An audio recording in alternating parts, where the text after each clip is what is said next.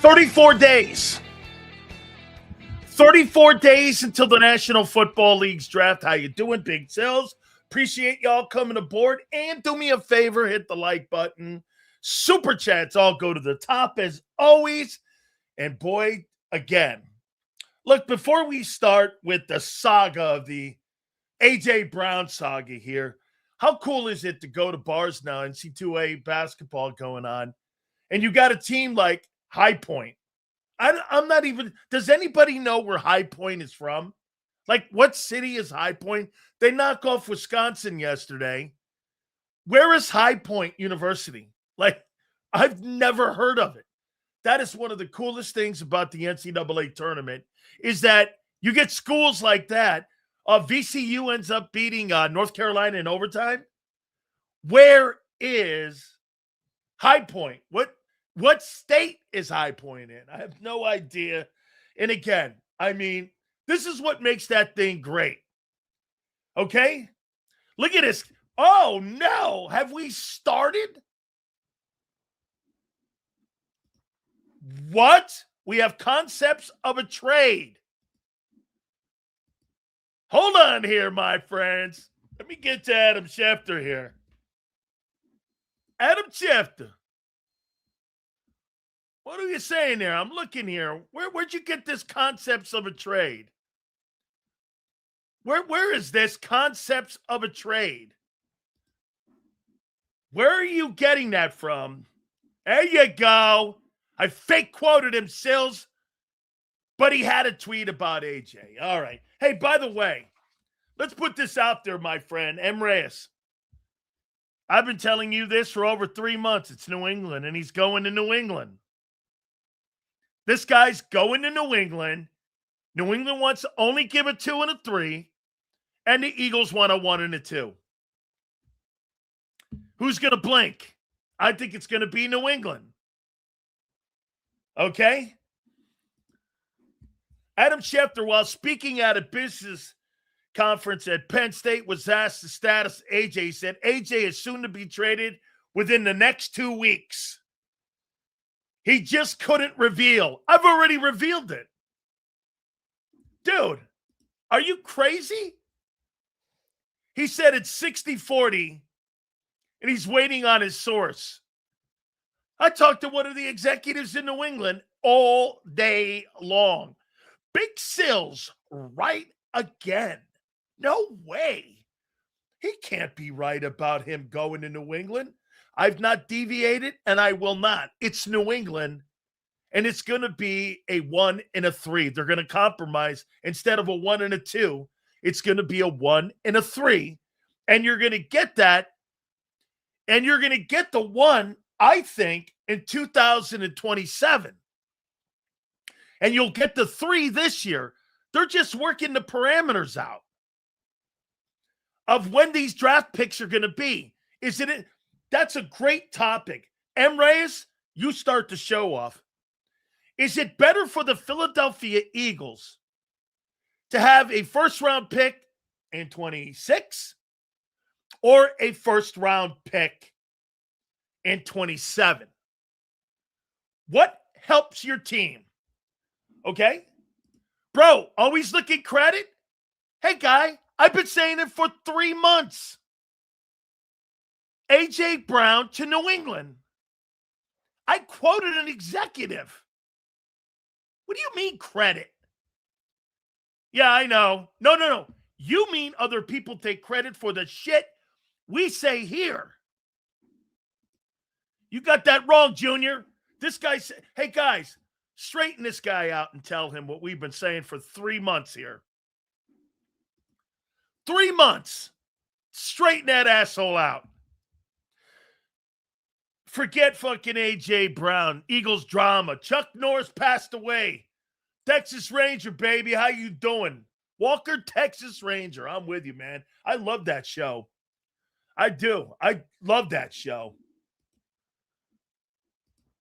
Let's see here. Big Sills, do you think we go wide receiver in the first or the second round? I think you go in the second round, or Howie somehow parlays it up to 2 1s in 2026.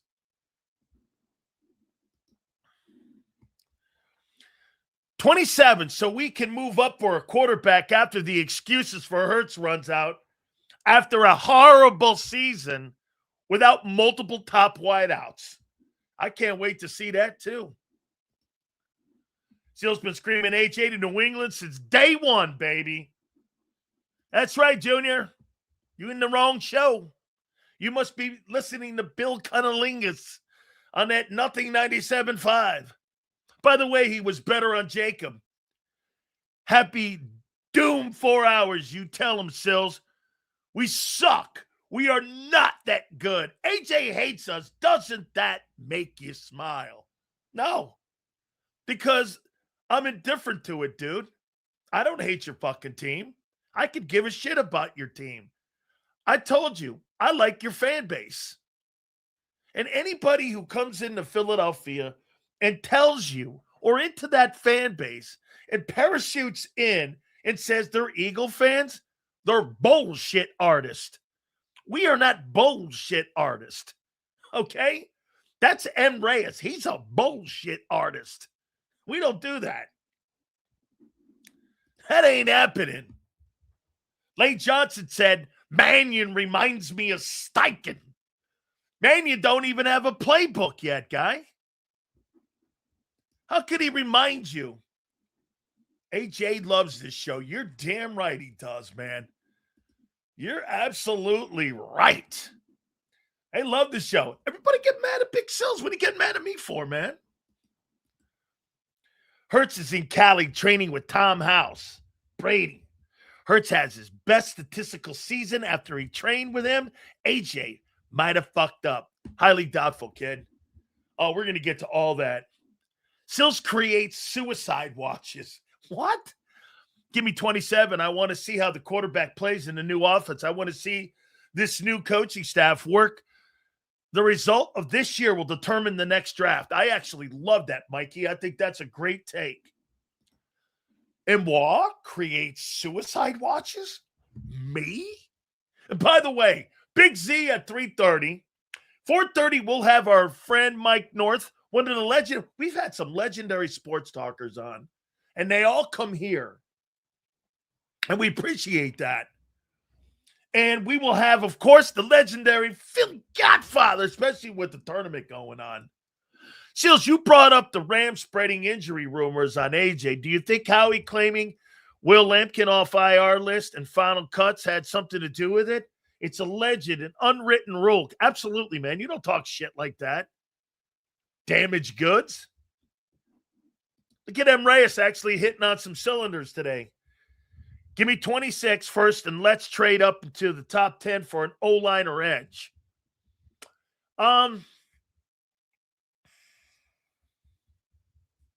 You get your edge and O-line. So that means you're benching Steen, right? Okay. Doubt it. You could teach a dumb brain. Not even Jesus can help out Jalen in his 8th year. We got that covered too. We got a bunch. Look at this, man. There's always content in Philly. You kidding me? Always. Mike Fringanelli, Bill Cunnilingus, Bob Iger Lane. Good stuff there, Kyle. Thank you, bro. Supers go to the top, and we appreciate you. Do people understand the better the Eagles are, the better it is for Sills and JAKIB? He does. That's correct. Here's a man that understands it. I want the Eagles to be good. I don't want them to be bad. What are you, crazy? He'll be in the league 8 years. This guy's trying to dissect it and, kind of turn it upside down. By the way, I pointed something out here on Twitter because I had an idiot actually say something to me that they were comparing him to Joe Burrow. And I posted the numbers. Since 2021, M. Reyes' take, Joey B has started like in 65 football games, came in a 66th game. He's got 18,122 passing yards and 134 TDs. Hurts in almost 80 games has 16,817 and 104. And he's got the worst O-line in football and the worst defense in football. And he's still better than that guy. and he's missed almost a full season. I mean, come on, man. What are you doing? Big Sills, we're going to trade a future first to move back up into the first round, and we're going to trade AJ post June 1 to get our 1 back. That's not a bad take. I got some absolute thought processes on that 23rd pick. We're going to do that here in a minute, too. Okay? Miami Math. He was drafted in 20. So was Hurts, dickhead. And I said since those two guys became starters, and I went with Joe Burrow in 21 also, so that Jalen Hurts became a first-year starter in 21. And I put Joe Burrow in 21.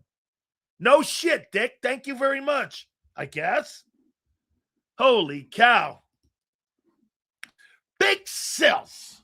Got you, man. Burrow's ringless. It's got winning a championship has nothing to do with Joe Burrow. Build him a fucking team. He's in Cincinnati, guy. He took the shitty Bengals to the Super Bowl. The shitty Bengals. The shit Bengals. With the worst O-line, that year was ranked 29th offensive line. Okay? He can't win a Super Bowl. Bro, hey, M. Reyes, is Joe Burrow a better quarterback than Jalen Hurts? Folks, this will end the conversation here.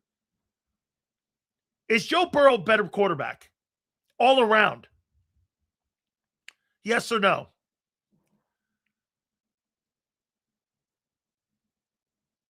Is he a better quarterback? How you answer will determine the rest of your show today. How you answer.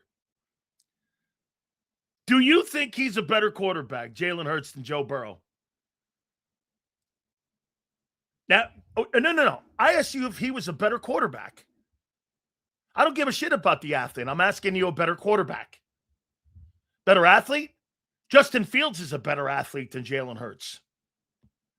Do you think he's not? Okay, all good. Seals, do you think Sydney's bad defense is holding Joe Burrow back? You might not agree, but to me, best quarterback, hands down, by far. Could you imagine Burrow with his $200 million offense? How about this, Kim? Could you imagine if he had Vic Fangio and the Howie Roseman in Cincinnati building him a defense? They'd go 15-2. They'd go 15-2. Hell yeah, Burrow's a bad man. Dude, it's not a debate. In America, people compare number one quarterbacks to another quarterback. Absolutely true. Dude, better players are on bad teams. Damn, Rage, you started off, then went ice cold. So it's actually the Bengals would be a great place for Jeff Stoutland. Oh, my God, that would be a great hire. You are dead right. Let's see. Burrow can't play a full season. So let's take a look at that. And let's see if he's correct. If he can't play a full season. So Joe Burrow, how many full seasons has he played since he's been in the league? Burrow's been in the league 6 years. He's played 1, 2, 3. Half of those, well, I think he's correct. By the way, Joe Burrow is the all-time career leader in completion percentage in NFL history. 68.5. Joe Burrow, the best completion percentage quarterback of all time. Why do you brag on Burrow? He hasn't done shit. It's a team sport, dude. Joe Burrow's the best quarterback from the pocket of any guy in the league. And there's nobody better than him. It's not hypotheticals. You think because Jalen Hurts plays on a better team, he's a better player. That's fucking ass backwards. That's not hypothetical. That's reality. Marshall, you think that because Jalen plays on a better team, he's a better player? Get the fuck out of here. You got to be drunk when you make a comment like that. I mean, dude, you know better than that. You can't even compare the organizations in history with Cincinnati and Philadelphia. And you're trying to tell me that you think that Jalen Hurts is a better ball player than Joe Burrow because Jalen Hurts is on a better team? Get the fuck out of here. That's a dumb take, dude. All respect to you, and I love you, man, but that's stupid. Is Joe Burrow better than Terry Bradshaw? Absolutely. He's a better player from the pocket. Bradshaw played on, let's see how many Hall of Famers he had. Had a Hall of Fame back, a Hall of Fame center, both wideouts in the Pro Football Hall of Fame. I don't know. Every single skilled position guy that played in that Steeler offense is a Pro Football Hall of Famer. Both wideouts, the running back and the center, are Pro Football Hall of Famers. Joe Burrow is not playing with any fucking Hall of Famers. Absolutely. Played on a better team. Plus, he played with Steel Curtain. I mean, it's a stupid argument. Bold prediction. Howie and Stout to Jets within 5 years. I think Stoutland is going to be one of the most sought-after coaches in all of football. Nobody thinks realistically, swap Jalen and Burrow, Allen, Mahomes on this team and see what would happen. Some people are, hey, I'm with you. Thank you, Mikey. Dan, just because we say something about another quarterback doesn't mean we are comparing them to Hurts. Keep your feeling out of it. I don't have any feelings toward it either way. I don't give a shit about Joe Burrow. Honest to God. He could fall off a swing set and break his knee. I don't give a fuck. Keep your damn Burrow, Dax, and Allens. Give me Hurts and let's roll, damn it. Let's roll. Yeah, that's why they've changed the entire offense, because nobody changes the entire offense for Joe Burrow and Patrick Mahomes and Matthew Stafford. That's not happening. This guy's had different offenses because the coordinator / Nick Sirianni doesn't believe in the quarterback. That's why they hand the ball off. Okay? Not shedding tears for Burrow or Cincinnati's Ben, but what did it get him? Cincy's problems are Cincy's problems. Built him a team. Till then, nothing else to say. We can't. Their team too, he's better. Okay. That's right. Howie Roseman has built a better team for Jalen Hurts, and you win because of the better team. Absolutely. No doubt. Dan, every time we talk about quarterbacks, you snap back with a Hurts take. It has nothing to do with Hurts. Like I told you, though, dude, the football team doesn't really need Jalen to play great. Sam Darnold and the last two quarterbacks that have won Super Bowls prove it to you. These guys aren't elite guys. They're good dudes. Seals, you think this is Hurts' last contract as an Eagle? I do. All right, let's get to the topics here. I haven't even got to the topics yet. All right, so we're going to talk about the 23rd pick here. Let's see here. I have a theory. We're changing the offense because the power game was beating the old lineup. They couldn't stay healthy. Something to that. I would buy that. I would. Availability does not equal being a better football player. Some truth to that. I'll give you that. It's funny you never hear that Zach Taylor was terrible passing concepts. It's because he has a quarterback that can attack all areas of the field. Nick is crippled. Correct, JD. That's right. Zach Taylor? Nobody talks about his passing concepts holding the Cincinnati offense down because they don't. Because Burrow's the guy. I saw that about Chuck Norris, man. All good. Seals don't know crap about contracts, even though I've had 5 of them. Hey, you're probably right, kid. Go back to your marshmallow contracts or whatever the fuck you do. your good humor contracts. I don't know. Let's see here. The tush push destroyed the O-line. Good job. Jalen can't throw the ball. Hey, you know what I get to? I have people talking about, why don't you add in the rushing touchdowns? You know what I say? You mean those tush pushes? Yeah. Right? Those tush pushes. What's a marshmallow contract? Ask Spit. I'm sure he owns one. They should give Howie Roseman 1% of the organization, because if not, that dude is out the door. He's not answering to Julian Lennon. All right, so let's go here now. And we're going to get to AJ next, but we'll do this first. Eagles' potential moves at 23. What do you think the Eagles should do at 23? What do you think they should do at 23? Let me get my list here. Hold on. By the way, I'm getting updates from New England as we speak daily. Let's see here. Okay. Nothing yet. Okay, I've got some ideas here. What should you do at 23? Draft. Well, we're not talking AJ here, my friend. Where is he? Where is who said that? Let's see here. Let's see. We're not talking AJ here. What should you do at 23? I'm not talking about a position yet. We'll talk positions here in a minute. Draft a quarterback. Okay, what should you do here at 23? Draft? Trade it? What? Okay?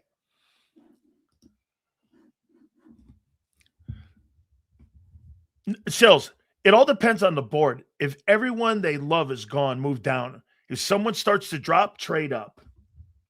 Okay? Big Sills, I would trade back in the first round. I like that. Okay, I do. Because you're sitting at 23. Drafting? All right. So here, I got about 1, 2, 3, 4. I got about 5. 5 ideas here. Where's Kim? Kimberly, where are you here? Are you in here, Kimberly? Just say yes. Not you, Kim. Not that Kim. You. Kimberly, are you in here? Not you. She said she's just fucking with me. Thank you very much. It's an open policy Friday. How you doing? Kim, are you here? There you go. Okay, good. Drafting Akeem Messidor from Miami. Edge. That's your guy. Akeem Messidor, Eagles. That's my number one option as of right now. Is drafting the University of Miami edge. Let me go over here. And I'll give you a little Bledsoe on him. Hold on here. Akeem Messidor. I think he's going to be right around there. And let me find him on Bledsoe here. Hang on. Akeem Messidor. Here we go. And here he is. This is the Bledsoe report on him. And we've got 4 other options here, so hang in there. Akeem Messidor shows excellent bend as a relentless motor. Playing with refined technique as a pass rusher, he uses his hands and hips well to finish. Pairs that with explosive first step and ranked among the most disruptive players in the country with a high pass rush win rate. Messidor plays with nonstop energy and creates disruption in space. He projects as an early, ready pass rusher and is exceptional against the run. In my opinion, Akeem Messidor is a healthier Jalen Phillips. So, Kim, I'm starting to more and more get sold on this. Hakeem Messidor, according to Jason Taylor, I texted him last night. Hakeem Messidor is a healthier version of Jalen Phillips. And right now, he's more refined than what Jalen Phillips was coming out of college and coming out of the University of Miami. In theory, he's one of the top players, but he's been overlooked because of Ruben Bain on the other side. Let me continue the conversation here on him. Strengths: natural edge rusher with exceptional hands, the ability to bend and high-level technique, and is polished in all technique in all phases.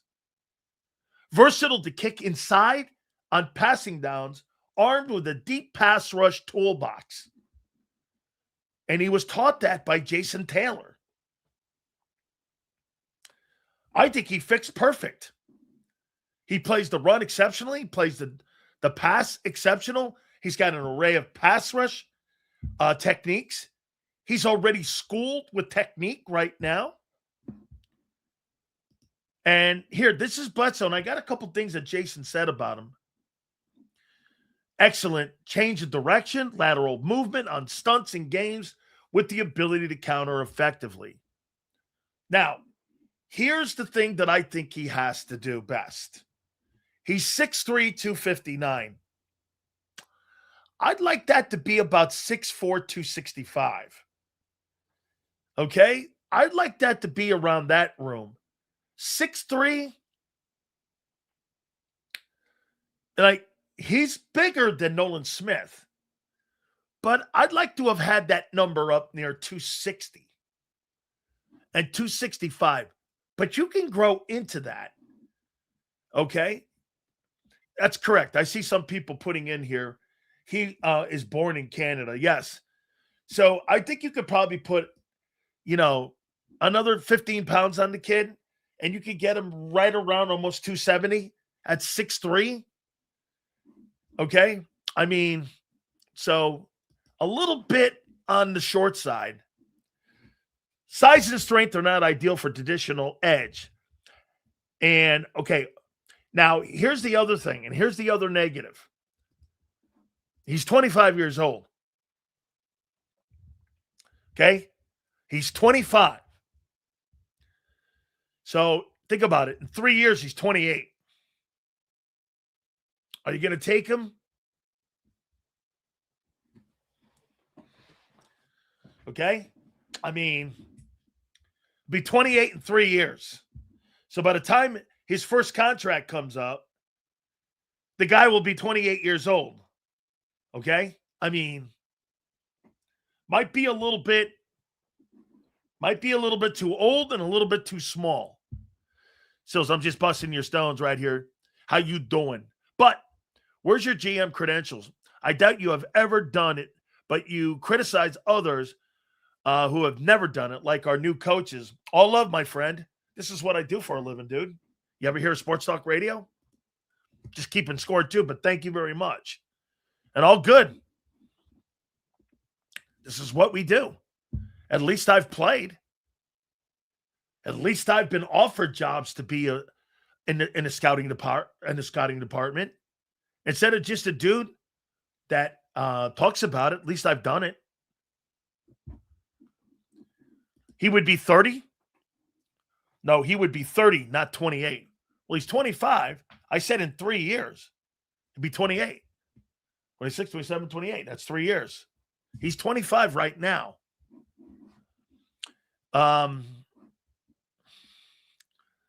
So a little bit small, but I do like some of the intangibles that he has.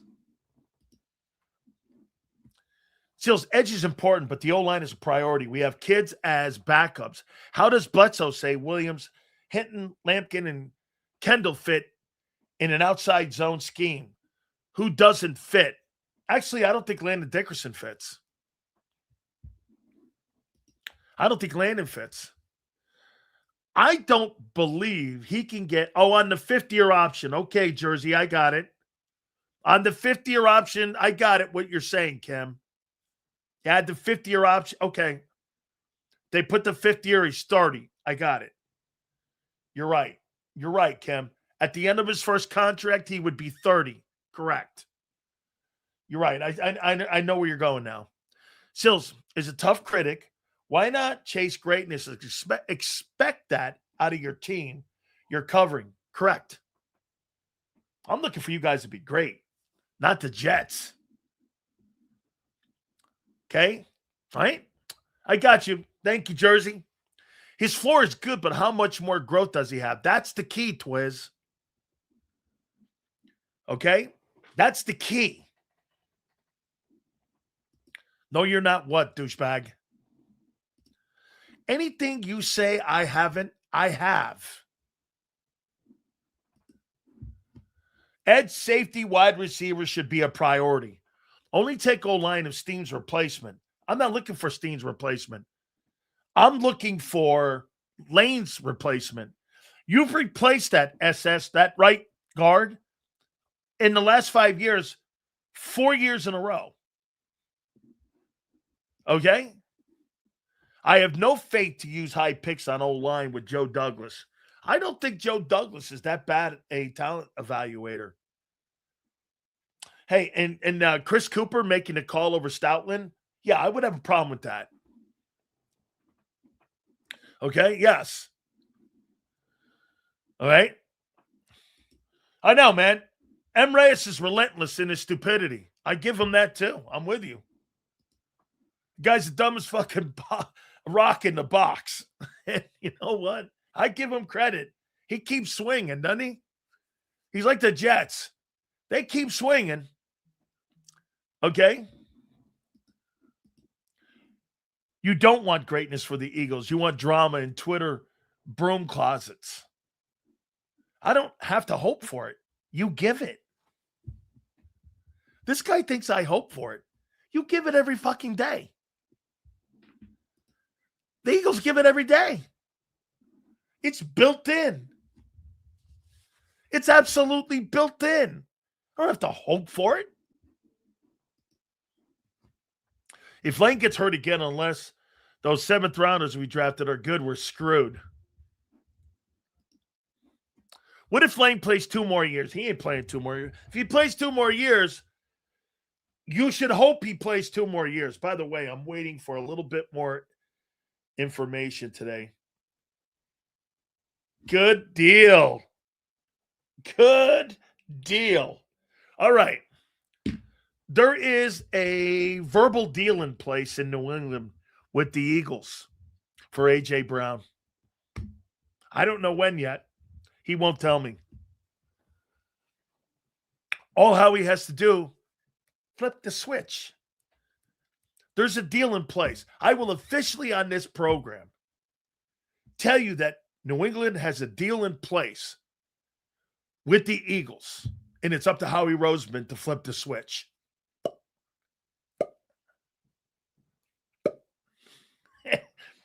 God, we're going to be so good on this one. Because I have a guy in the building.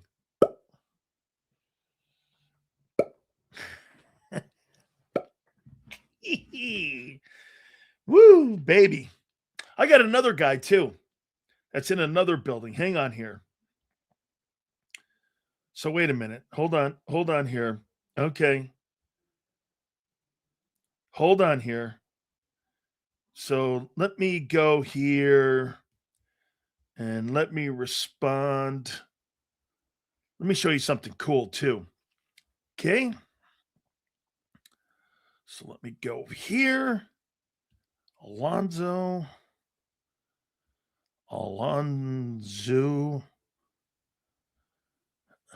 And Big Sills. Let's see here. Oh, look at this great picture.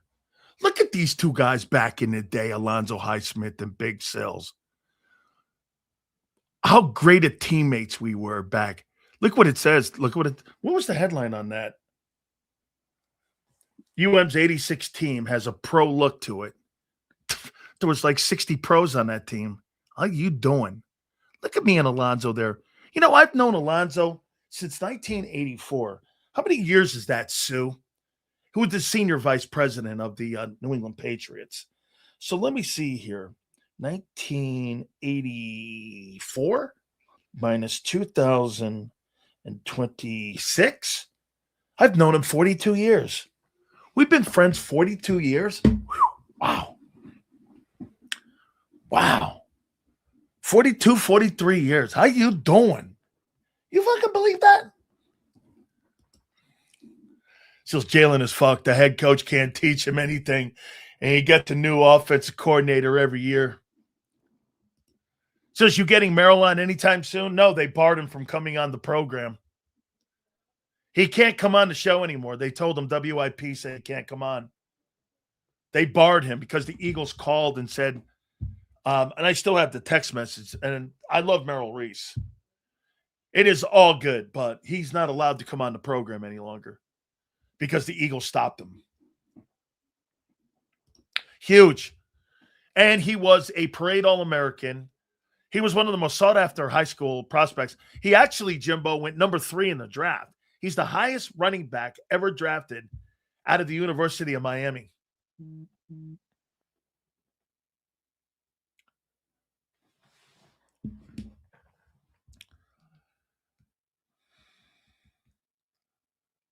He won't tell me if it's before June 1. There is a deal in place to move A.J. Brown. Howie Roseman has to just make the move.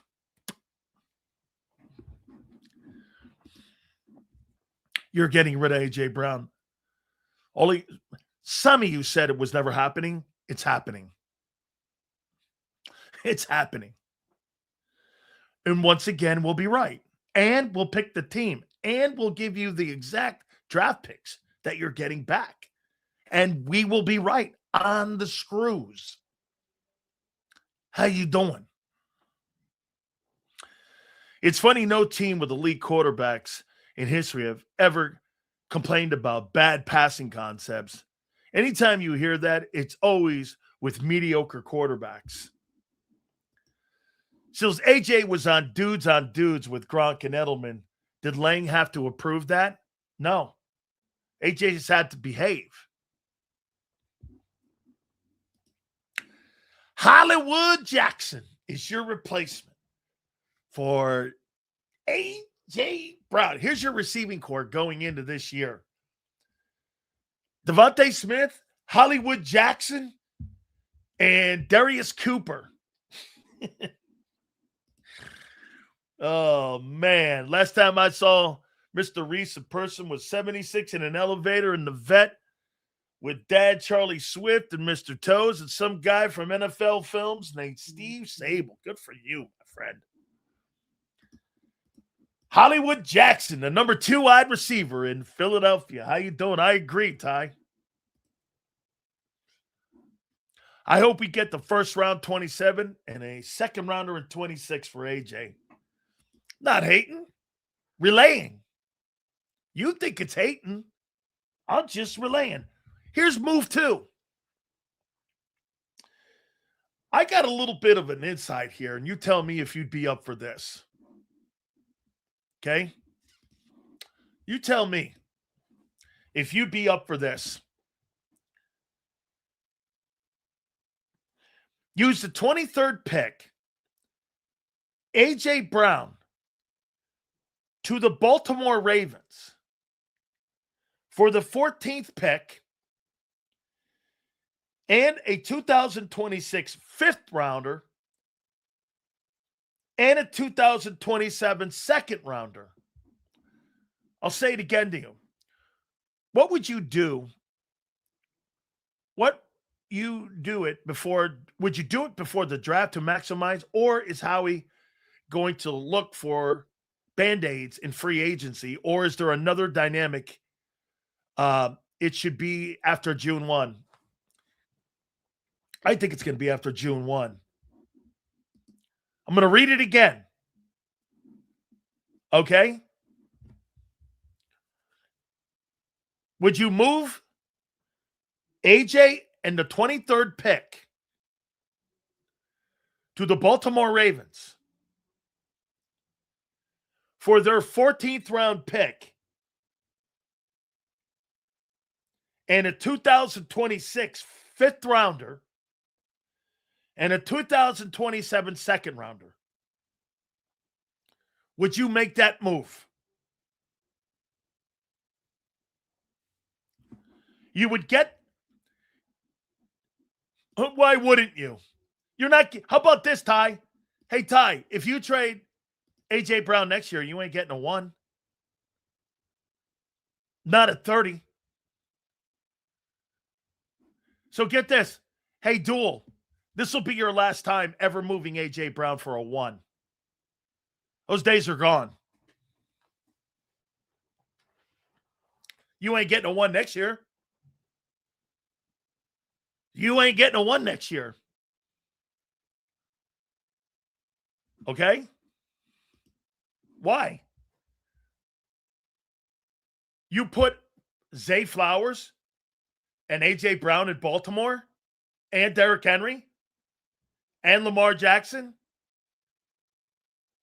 You get the 14th pick in the draft. You get a 5th rounder and a 2027 second rounder. You move up inside the top 15 picks. That's right. You're seeing it. You're seeing it. Hey, by the way, your 30th pick, or what was the pick? What was Jahad Campbell's pick last year? What number was that pick last year? What was the pick? Because anybody remember, was it? They moved up a little bit. It was 31.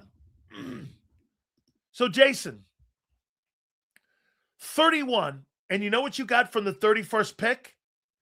You got a pretty nice rookie season, but he got benched for Jacoby. So he gave you some depth. He was more a depth piece a year ago than a starting player. As a matter of fact, outside of Makuba and Campbell, they gave you depth. One guy got benched and the other guy got hurt. To sit there and assume that the 23rd pick is going to be a monster pick for you this year is fucking crazy. I mean, it's crazy. Here, let me put this all in to proper let me put this in proper context for you here. So let's take a look at this and go down the list here. Hold on for a second. By the way, we got 3 other ones here. Eagles draft year to year. Hit the like button, guys. Appreciate you guys. Let's see here. All right. Jahad Campbell. He gave you depth a year ago. Quinyon Mitchell was great. Immediate impact. Jalen Carter, immediate impact. Jordan Davis, immediate impact. Devontae Smith, immediate impact. 1, 2, 3, 4 is unprecedented. And I would say this, Campbell was the lesser of all those other picks. Because let's take a look prior to that. Rager was a disaster. Andre Dillard was a disaster. Derek Barnett was okay. Carson Wentz was good early. Nelson Aguilar stunk. Well, he was all right. Marcus Smith played in 53 ball games. Lane has been great. Denny Watkins played in 24 games for you. Jeremy Maclin was okay. Trevor Laws was okay. He played in 56 games. Broderick Bunkley played in 130 games. He was a DT. He was okay. To sit there and think that you're going to continue to find a guy at 1 and you think he's going to make an immediate impact on your football team, it's fool's gold to think that. The guy you drafted a year ago was actually sat for Nakobe because Nakobe was a better player in Vic Fangio's eyes.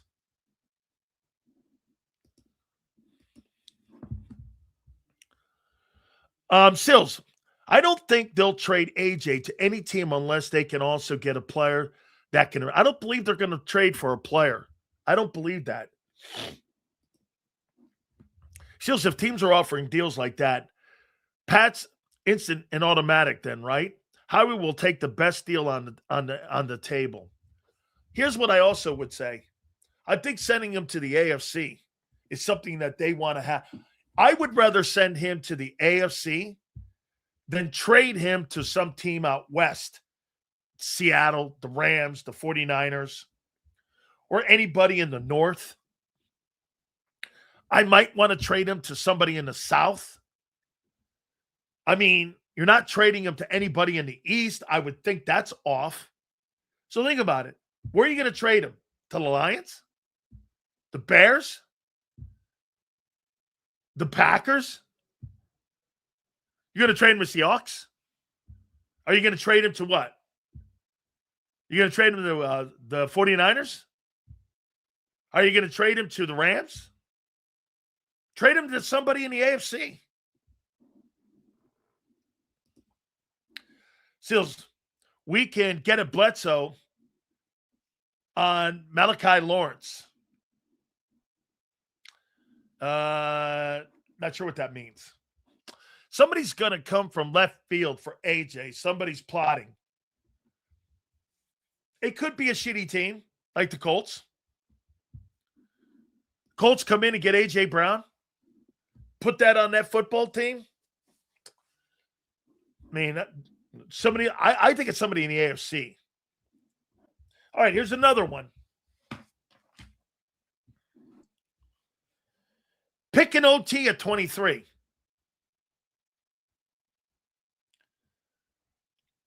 Caden Proctor at 23. Blake Miller at 23. These are just some ideas. Akeem Messidor, edge, number 1. A trade, you deal the 23rd pick in AJ to Baltimore for the 14th pick and a 26th fifth rounder, plus in 27 you get a second rounder. Pick an OT, any one of them, at 23, or get Caden Proctor or Blake Miller at number 23. I'm not drafting a guard, dude. Hey, Duel, let's take a look at this. You see here, this is why this is out. That kid from Penn State's out. I like Proctor, but at guard. Here. Oh, no. Proctor at guard. I see what you're saying, okay? Follow me here. Who was the starting guard in 2020 for the Philadelphia Eagles?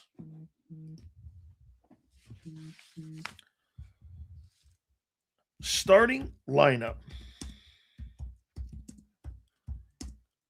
for the Eagles in 2020.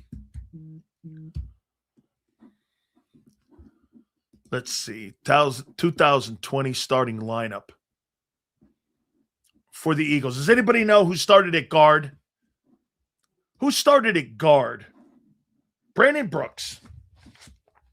Okay. 2020. Brandon Brooks. 2021. Isaac Seumalo.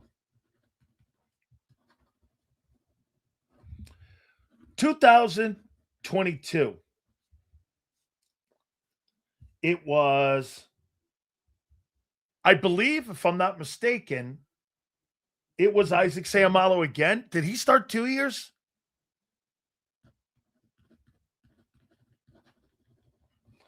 In 2023,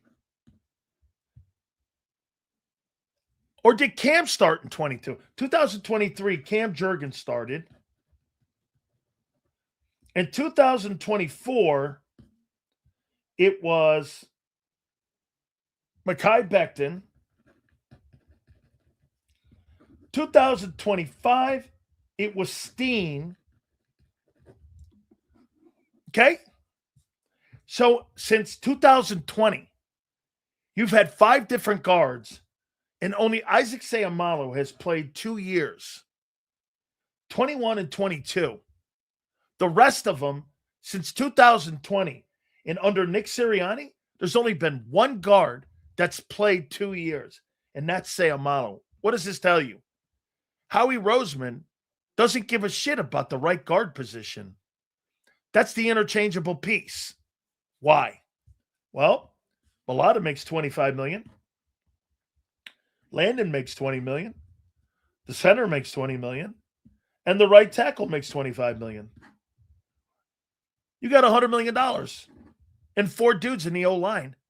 Can't pay, like you guys say, can't pay them all. So they use the right guard for interchangeable pieces. There's only 2 positions on the offense that they don't pay and they don't give a shit about. Wide receiver 3 and the right guard position. Those are the only positions they change year to year. It's it. It's the only position.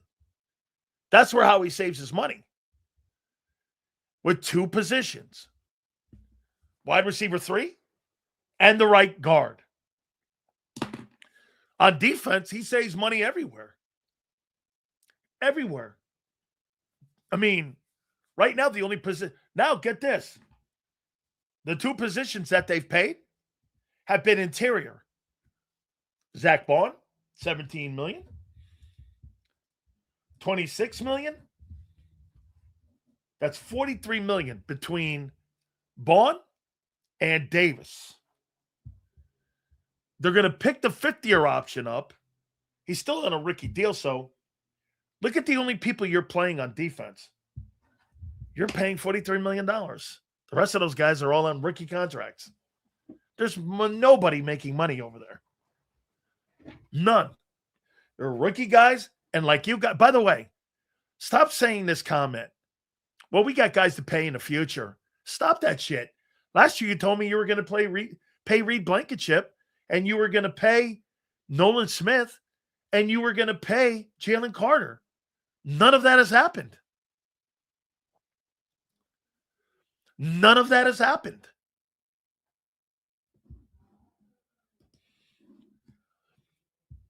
It's a coincidence. Brandon Brooks was a starting guard for 6 years. So you think, let's see, since 2020, Slager says this is a coincidence. 1, 2, 3, 4, 5. In the last 6 years, 5 different right guards have manned that position. And he thinks that's a coincidence. No, it's not. Because you didn't have solidified left guards and left tackles and a right tackle that were year to year like you do now. That's bullshit. You had interchangeable pieces except for Lane at every single position except for right tackle and center with Jason Kelsey and Lane Johnson. Everybody else was interchangeable. Talk to me like that, guy. What are you, stupid? You think 6 years in the NFL is a coincidence? I know what you're talking about, guy. 3 years is a lifetime in the NFL. Listen, it makes sense to let him go. He's not just productive. He's also a major distraction to the entire team. Who's that? Dude, you won a Super Bowl without that guy. Seals, reports are the Chargers are willing to trade Quentin Johnson before the 26th season. He is coming off his best year of 735 yards. I have no interest in that guy. He's 24, and the Chargers are going to want a 1. Seals, if a player wants a trade, why can't a player restructure a contract? He can restructure. He can. Seals, not to change the subject, but what are you hearing about wide receiver Casey Concepcion? He can move outside and out.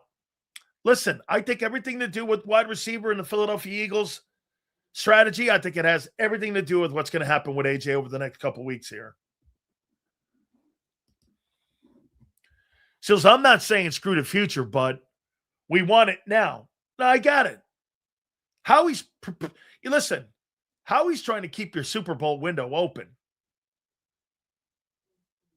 He's trying to keep your window open. This is what he's trying to do. Sills thinks the Eagles can get as high as the Chiefs pick number 9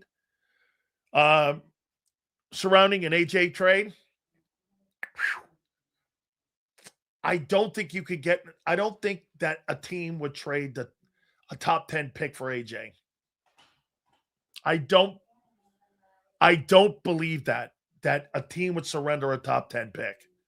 Because then you're starting to get into the conversation of really first-round players. Because there's some good players in that top 12. Okay? There's some good players in the top 12. See, I think from 15 down, I think they're all the same. I would go best player available. From 15 down, there's nobody that impresses me from 15 down. I'm here.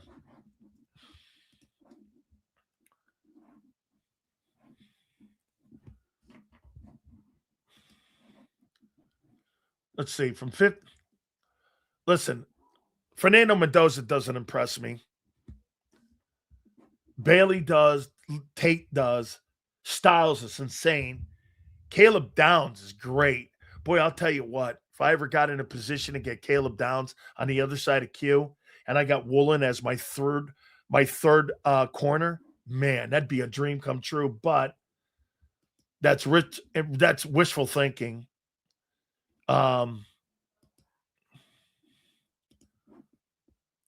McGowla, man, if you ever got a chance to get him, I don't think he falls out of the top 8 picks. I am not a Jeremiah Love guy. I don't believe he's special. Like, when I see Jeremiah Love, I don't see Bijan Robinson. The Reese kid is good. Fano, Bain. Shit, that's 11.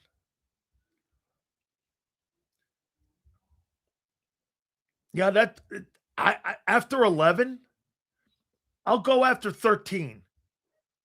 Hey, I wouldn't be surprised if you trade AJ and Denzel Washington. That kid is on the board, and you take a look at that kid. Excuse me, Denzel Boston from Washington. That wide receiver kid. I wouldn't be shocked if you took a look at him. You're tripping. Fernando Mendoza is the fucking man. Did you not catch him play? Big time clutch guy. Okay. I think he's a 3rd-round talent. I'm with you on Love Sills. He's the best running back in the draft, but he's not worth it. I'm not that. Hey, Jimbo, does that guy look like Bijan Robinson a couple years ago? Remember? I told you that if you drafted that guy, he'd be somebody special in your building. Hey, and you know what, too? Remember when I told you should get BJ Robinson? That guy is exactly what the Eagles are looking for right now, is a player like that. Remember they tried to make a trade for Christian McCaffrey? Bro, he's going to go number 1. Mendoza's going number 1 to the Raiders. As you say, Love's going to be just a guy. I think he's just a dude. Yeah, Genty, that guy they got the year before, that kid from Georgia, that tight end, Bowers, he is special.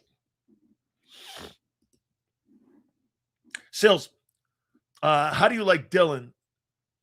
Dylan Thiemann, the kid in our offense. I think I got him as one of my sandbox guys. Yeah. Let me go to the other topic since you did this, SS. Here's who I got. I got Messador for you.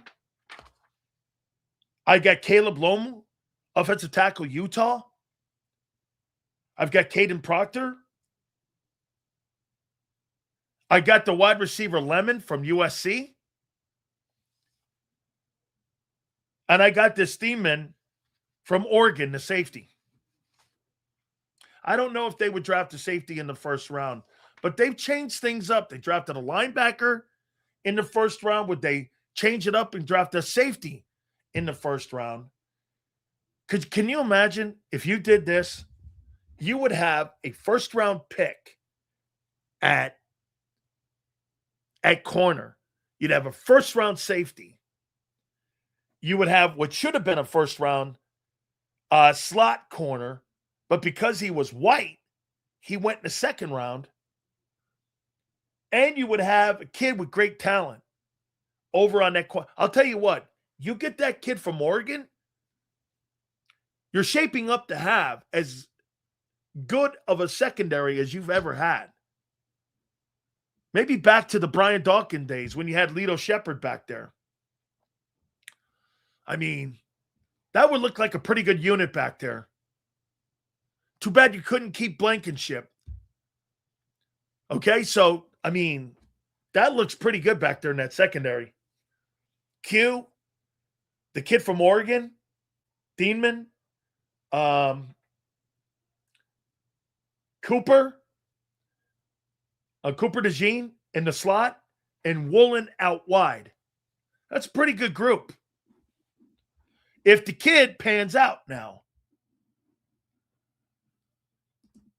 You killed Mitchell because he was from Toledo. I'll show you, I'll make a point here because Twiz is so fucked up. It's beyond repair. So I'll show you something, guys. Why it never works out. Here, let me give you this year. Let me see. Let me double check here.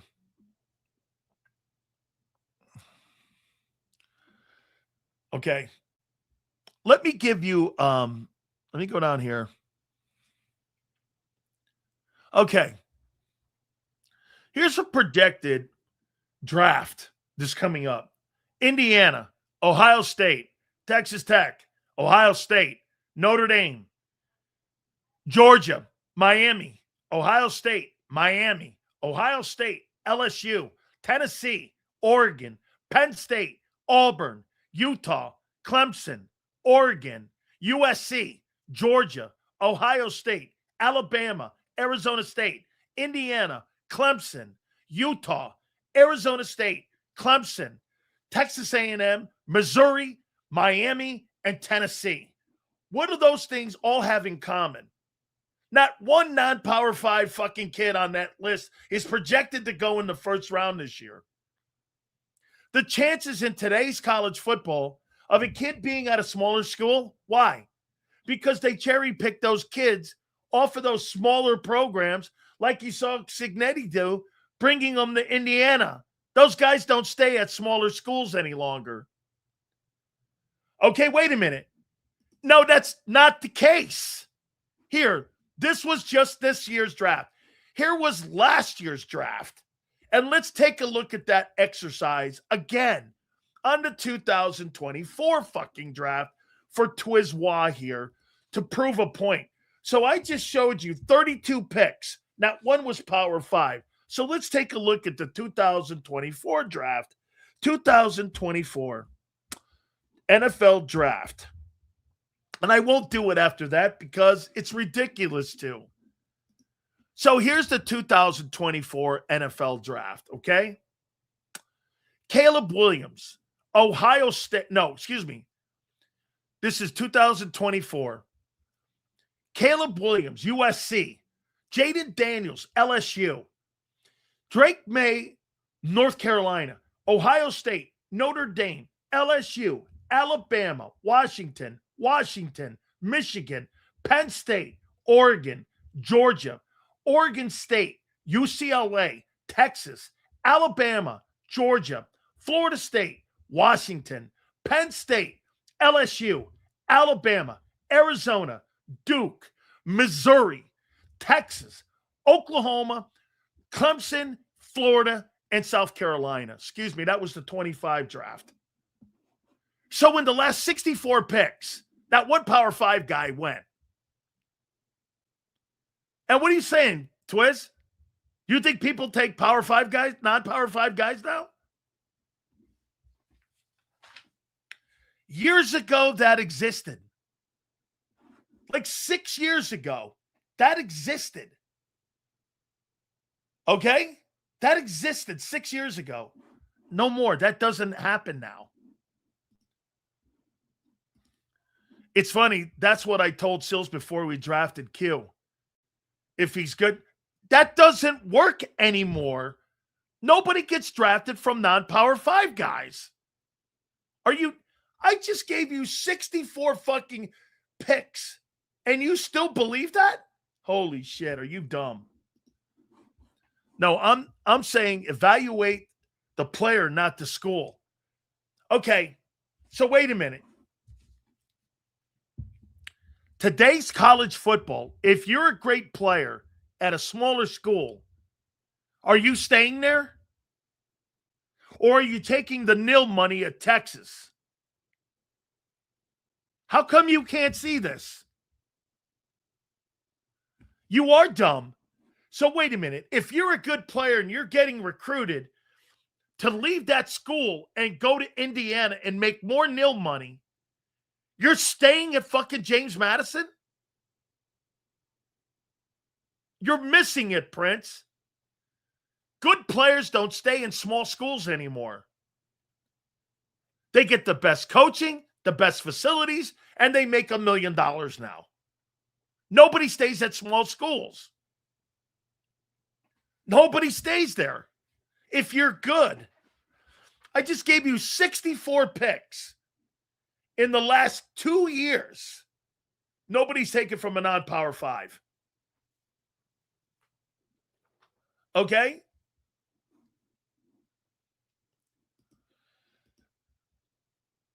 Okay. Here. You don't get it. Okay. In the last 94 picks, Q's the only non-Power 5. He's the only non-Power 5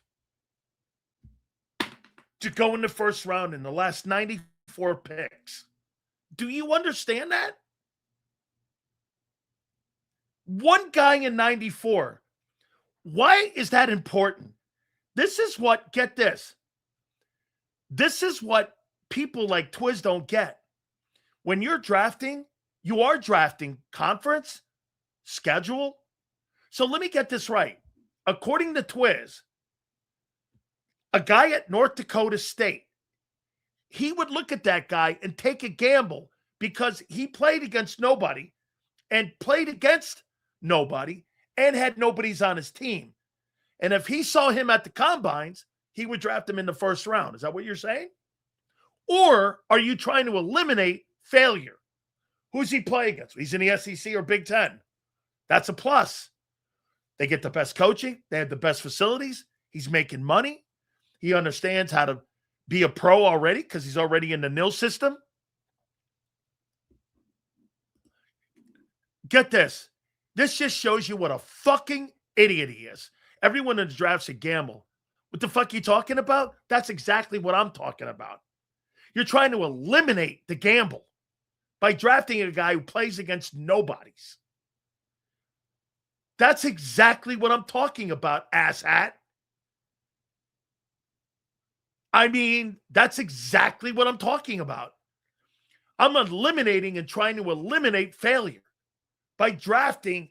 So you're telling me, Twiz, you think if you draft a guy in a smaller school, you think that you have a better shot at landing at success because of your scouting guys?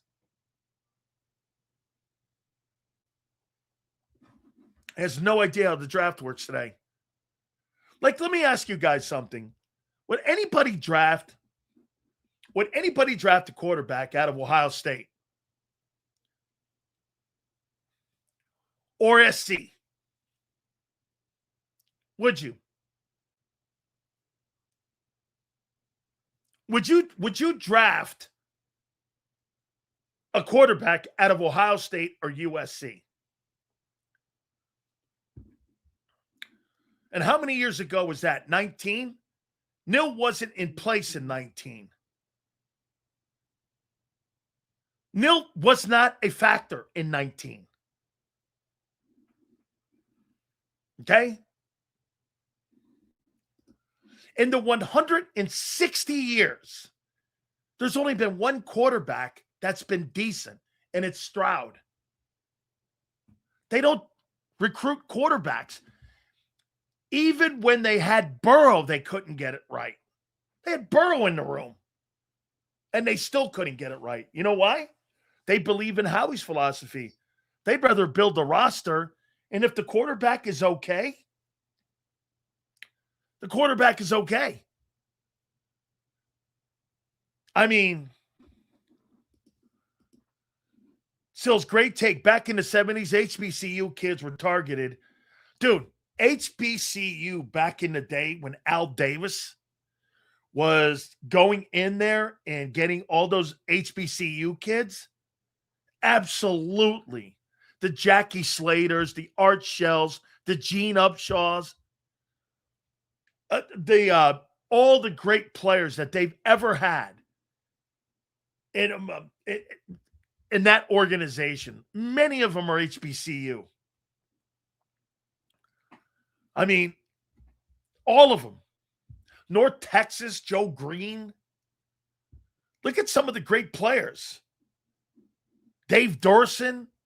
Shit, dude. All those HBCU guys were just... John Stallworth is an HBCU. You're not finding that in today's college football. That's what I'm telling you.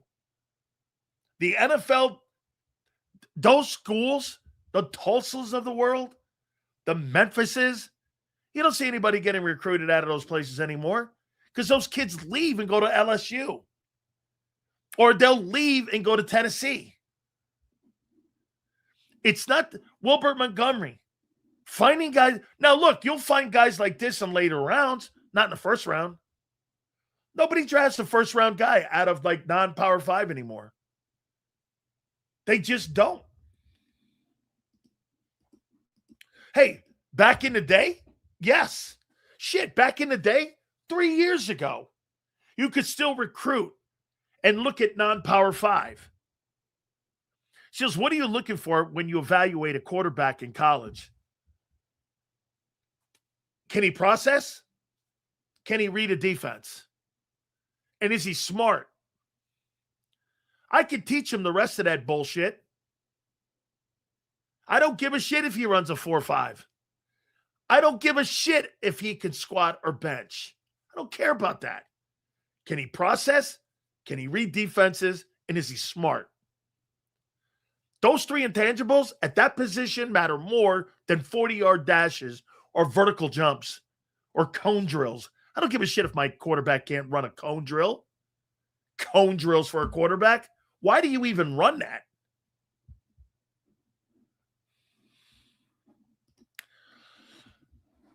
Here, let me hook this guy up.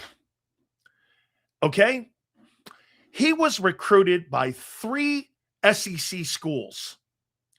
And he remained loyal there at Toledo because they gave him a scholarship when no one else would when he didn't have his grades. He remained loyal. Nobody on the planet, I just pointed out to you, Ramir, in the last 94 picks, one fucking dude has come from a non-Power 5. One guy. You're trying to eliminate failure in picks by going to the better schools. You're never going to see a non-Power 5 guy drafted again in the first round. That's not going to happen. Here, let me put this out here too. Makes it sound like Q was drafted, okay? Here, watch this.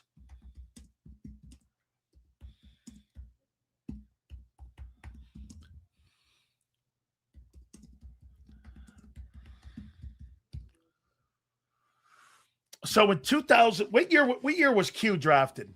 2024? Was it 24? Let me think. I think it was 24, right? 24. Okay. So Nil came in 22. They just started pushing Nil in 2022. Okay. So in 2 years, until he got drafted, Toledo's not paying that fucking guy any money. Now everyone's going into the smaller schools. Hey, do you know that USF? Here's one thing. Do you know USF, Brian Hartline down in Tampa? He's got 46 new guys. Do you know 39 of them have come from Power 5?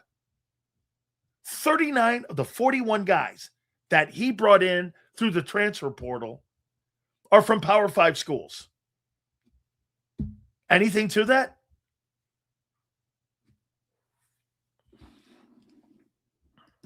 I mean, Chris Johnson is going to be one of the best corners in the draft, SDSU. He'll be a second rounder, and he'll probably be a great player.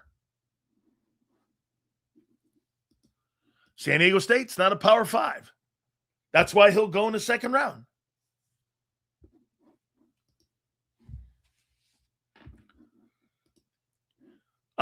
Yes. How about this? P.S. If Q was at Ole Miss or Florida, he'd have went 12th.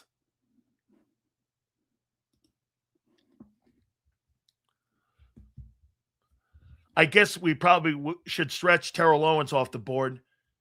Terrell Owens was drafted from Tennessee State in like 1990. What does 1990 have anything to do with name, likeness, and image now? And kids, I just told you, drafting was different then. You could find guys at those smaller schools. What are you missing, man? Completely different times.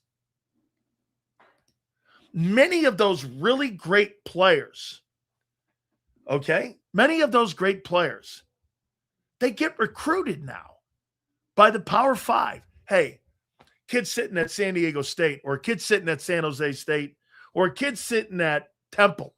Hey, kid, I'd like to have you come play at Penn State. Here's $400,000 to come to Penn State in our nil package. I'm out. I'm transferring. See you later. It's just not the same. And it's getting harder and harder and harder and harder. Now, look, I'm not saying you can't find a guy like Jalen Hunt in the third round. Jalen Hunt would never go in the first round. And you know what? If you look at Jalen Hunt's talents now, he's a better prospect than Nolan Smith. You can make the argument that Jalen Hunt should have been the 31st player taken or the 30th player taken. Well, why wasn't he? Because he was at some nowhere school in Texas. I mean, that was quarterback-driven draft in 24 sales. Q would have gotten taken up in the early teens or early 20s. Well, he was taken in the early 20s. He was 22.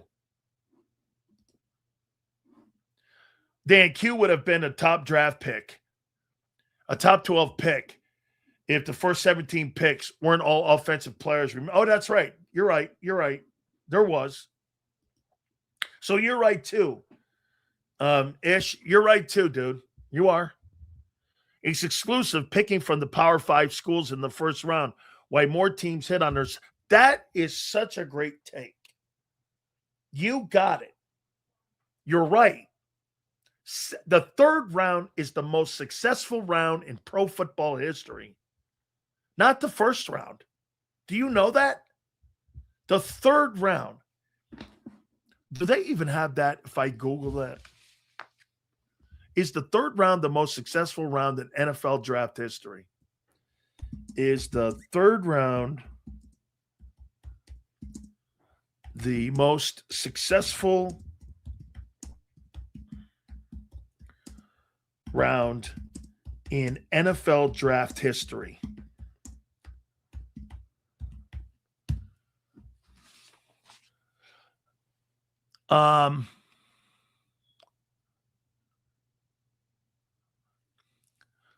This says valued. The first round is valued. Let's see here. Al Davis told me this. He had more success in the third round.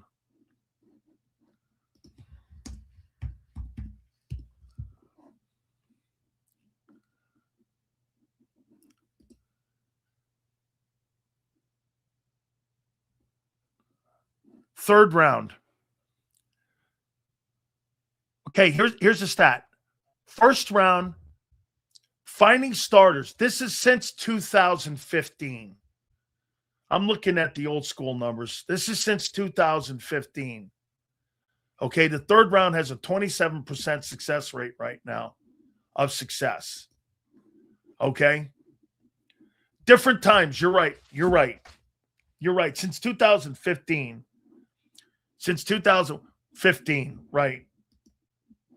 I got still spinning.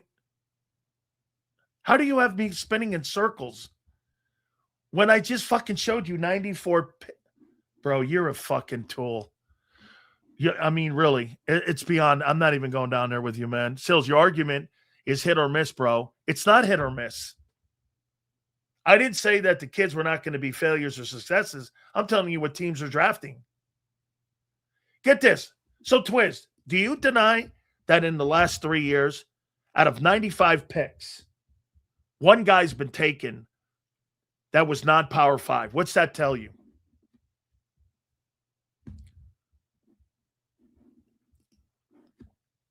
Eagles have done well over the last years in the second round. They've done great in the second round.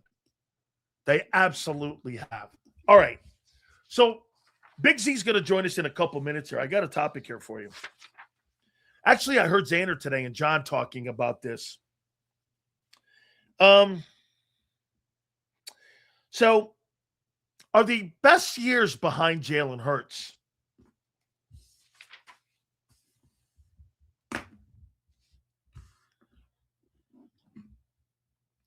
Are the best years behind Jalen Hurts? Yes or no?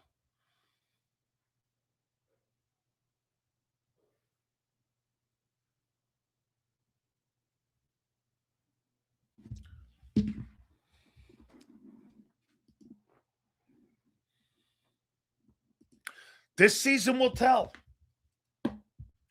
I don't hate that. Hey, I'm awake. You've made a massive turn as being a good sports dude. You don't agree with me, but you got a little mind of your own. You've actually, since you've been on our program, you've improved massively. Whereas M. Reyes has gone as the ultimate. He's the floor on awful, and everybody above him. Okay? Twiz is right down there with him, too. M. Reyes and Twiz are right there. And by the way, I've now realized that Sue is a shit starter. You know, Sue, I didn't really realize that, but I got to tell you, man, you're a little bit of an instigator. And you're a little bit of a shit starter, too. You're like the chick version of Sills. I think you're a little instigator. Eagles trade AJ and their pick to the Titans for the love, the best player in the draft. So if AJ can restructure to waive the post-June 1, you can't waive the post-June 1 cap hit. I'll have to check that. Big Rhythm. Chick version of Big Sills. How you doing? Shoe shit starter. Troll master. I think Jalen Hurts' best years are behind him. Don't you? I haven't seen him as the same player since 22. Hey, let me ask you this. Well, hey, Pickin, has Jalen, let's see, 22, 23, 24, 25. In the last 4 years, has Jalen Hurts played better than he did in 22? In any year in the last 4 years?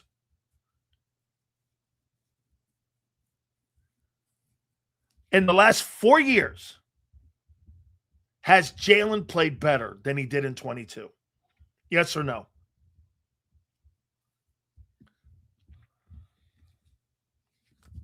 Has he? Just, you guys can disagree or agree. Bro, he was mediocre in 24. He was mediocre. 2,900 yards and 18 TDs. He was mediocre. With the 29th ranked passing game. Congratulations. It was an anomaly.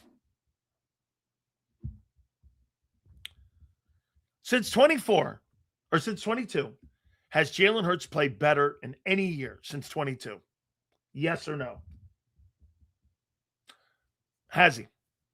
As a year and a consistency for 6 months, has he played, again,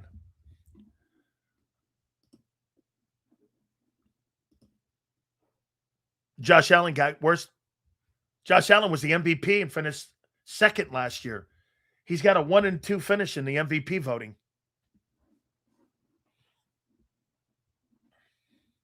So Hurts hasn't played as good as he has 4 years ago. And now with this new no-name guy that's your coordinator, you think he's going to have a better year? Based on what? And no tush push anymore.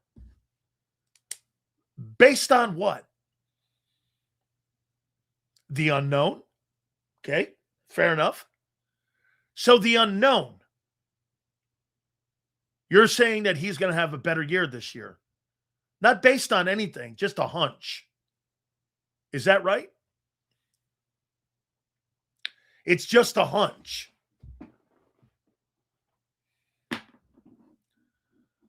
It's a hunch. Because you have no facts. Like this guy's, even Kellen Moore had success in Dallas. So this is a hunch. Right? This is a hunch that he's going to have a better year. And he's going to have a better year than 22, right? Jace, that's not what I'm asking you. I asked you, did Jalen Hurts in the last 4 years play better than he did in 22? Yes or no? Answer the question, dude. Stop segmenting it. And I'm just asking a question. This is what sports talk is. In the 22, 23, 24, 25, last 4 years, has he played better in any years since 2022? But now, on a hunch, you're saying he's going to be better this year. Because why again? If you give me one tangible thing to land on why you think the offense will be better, I'll agree with it. Why will it be better this year? Based on what? There is one thing. There is one thing. Okay? There is one thing. There you go. Health. Absolutely. Health. That is absolutely true. By the way, I'm going to put Big Z on the spot again. I'm going to make my way too early 2026 playoff predictions. Who wins the divisions and who makes the playoffs as wild cards? How you doing? That's what I'm talking about here. So, since Zander had, See, John just fucking cuts those cookies up for him. He's got some great time. I was going like this. You're damn right. I even tweeted out Saquon Barkley. This guy's got 1 year left in Philly. This guy's going to be put on the Amtrak, and they're going to send his ass back to New York, and he's going to be in Grand Central Station, and he's going to be eating soup in about a year. This guy's going to be on the soup kitchen in the Bowery. This guy's done. He's got 1 year left. Jalen Hurts here. Oh, by the way, I can't wait to see Sean Mignon. That's what I'm going to start calling him, like filet mignon. Sean Mignon without A.J. Brown in his offense. And he's got Hollywood Jackson and Devontae Smith and Cooper DeJean. Oh, wait, Cooper. What is this? Darius Cooper. There you go. So the wideouts for Philly coming up this year are Hollywood Jackson in your two-hole, Devontae Smith and Darius Cooper. This is going to be fucking fabulous, man. Let me get look at this. See my little notes here? Look at this, man. Look at this right here. Look what I got for Z. Oh, he don't know this. Look at this, folks. I never show you, but look what I got for Z here. Him and John McMullen in the morning. Boy, I'll tell you, man. I love listening to that thing. It's good. It's better than anything that got going over there with Bill Cunnilingus. Hey, do me a favor. Hit that like button. We got it going on. I got to see if Zander's in the green room now, if he's over there making pot pies. Oh, he is. All right. Without further ado, the man who soon will be married, yeah, my friend, Big Z, Zander Krause, joins us now on this Friday. How you doing, big man? All good, right? What's up, Big Sills? Good to see you on a football Friday, my friend. I am having a blast today. I'm in a great mood. Are you? Because I got some insight. And the insight is this. There is a handshake deal between the New England Patriots and the Philadelphia Eagles for a 1 and a 3. And it's all up to Howie to flip the switch. Howie wants a 1 and a 2. New England has offered the 1 and the 3. All Howie has to do is flip the switch. Well, speaking of flipping, the fans are not going to be happy with me because I might be flipping on this thing. What do you mean? Be a good move for the Eagles to trade this guy. It's time. Not only that,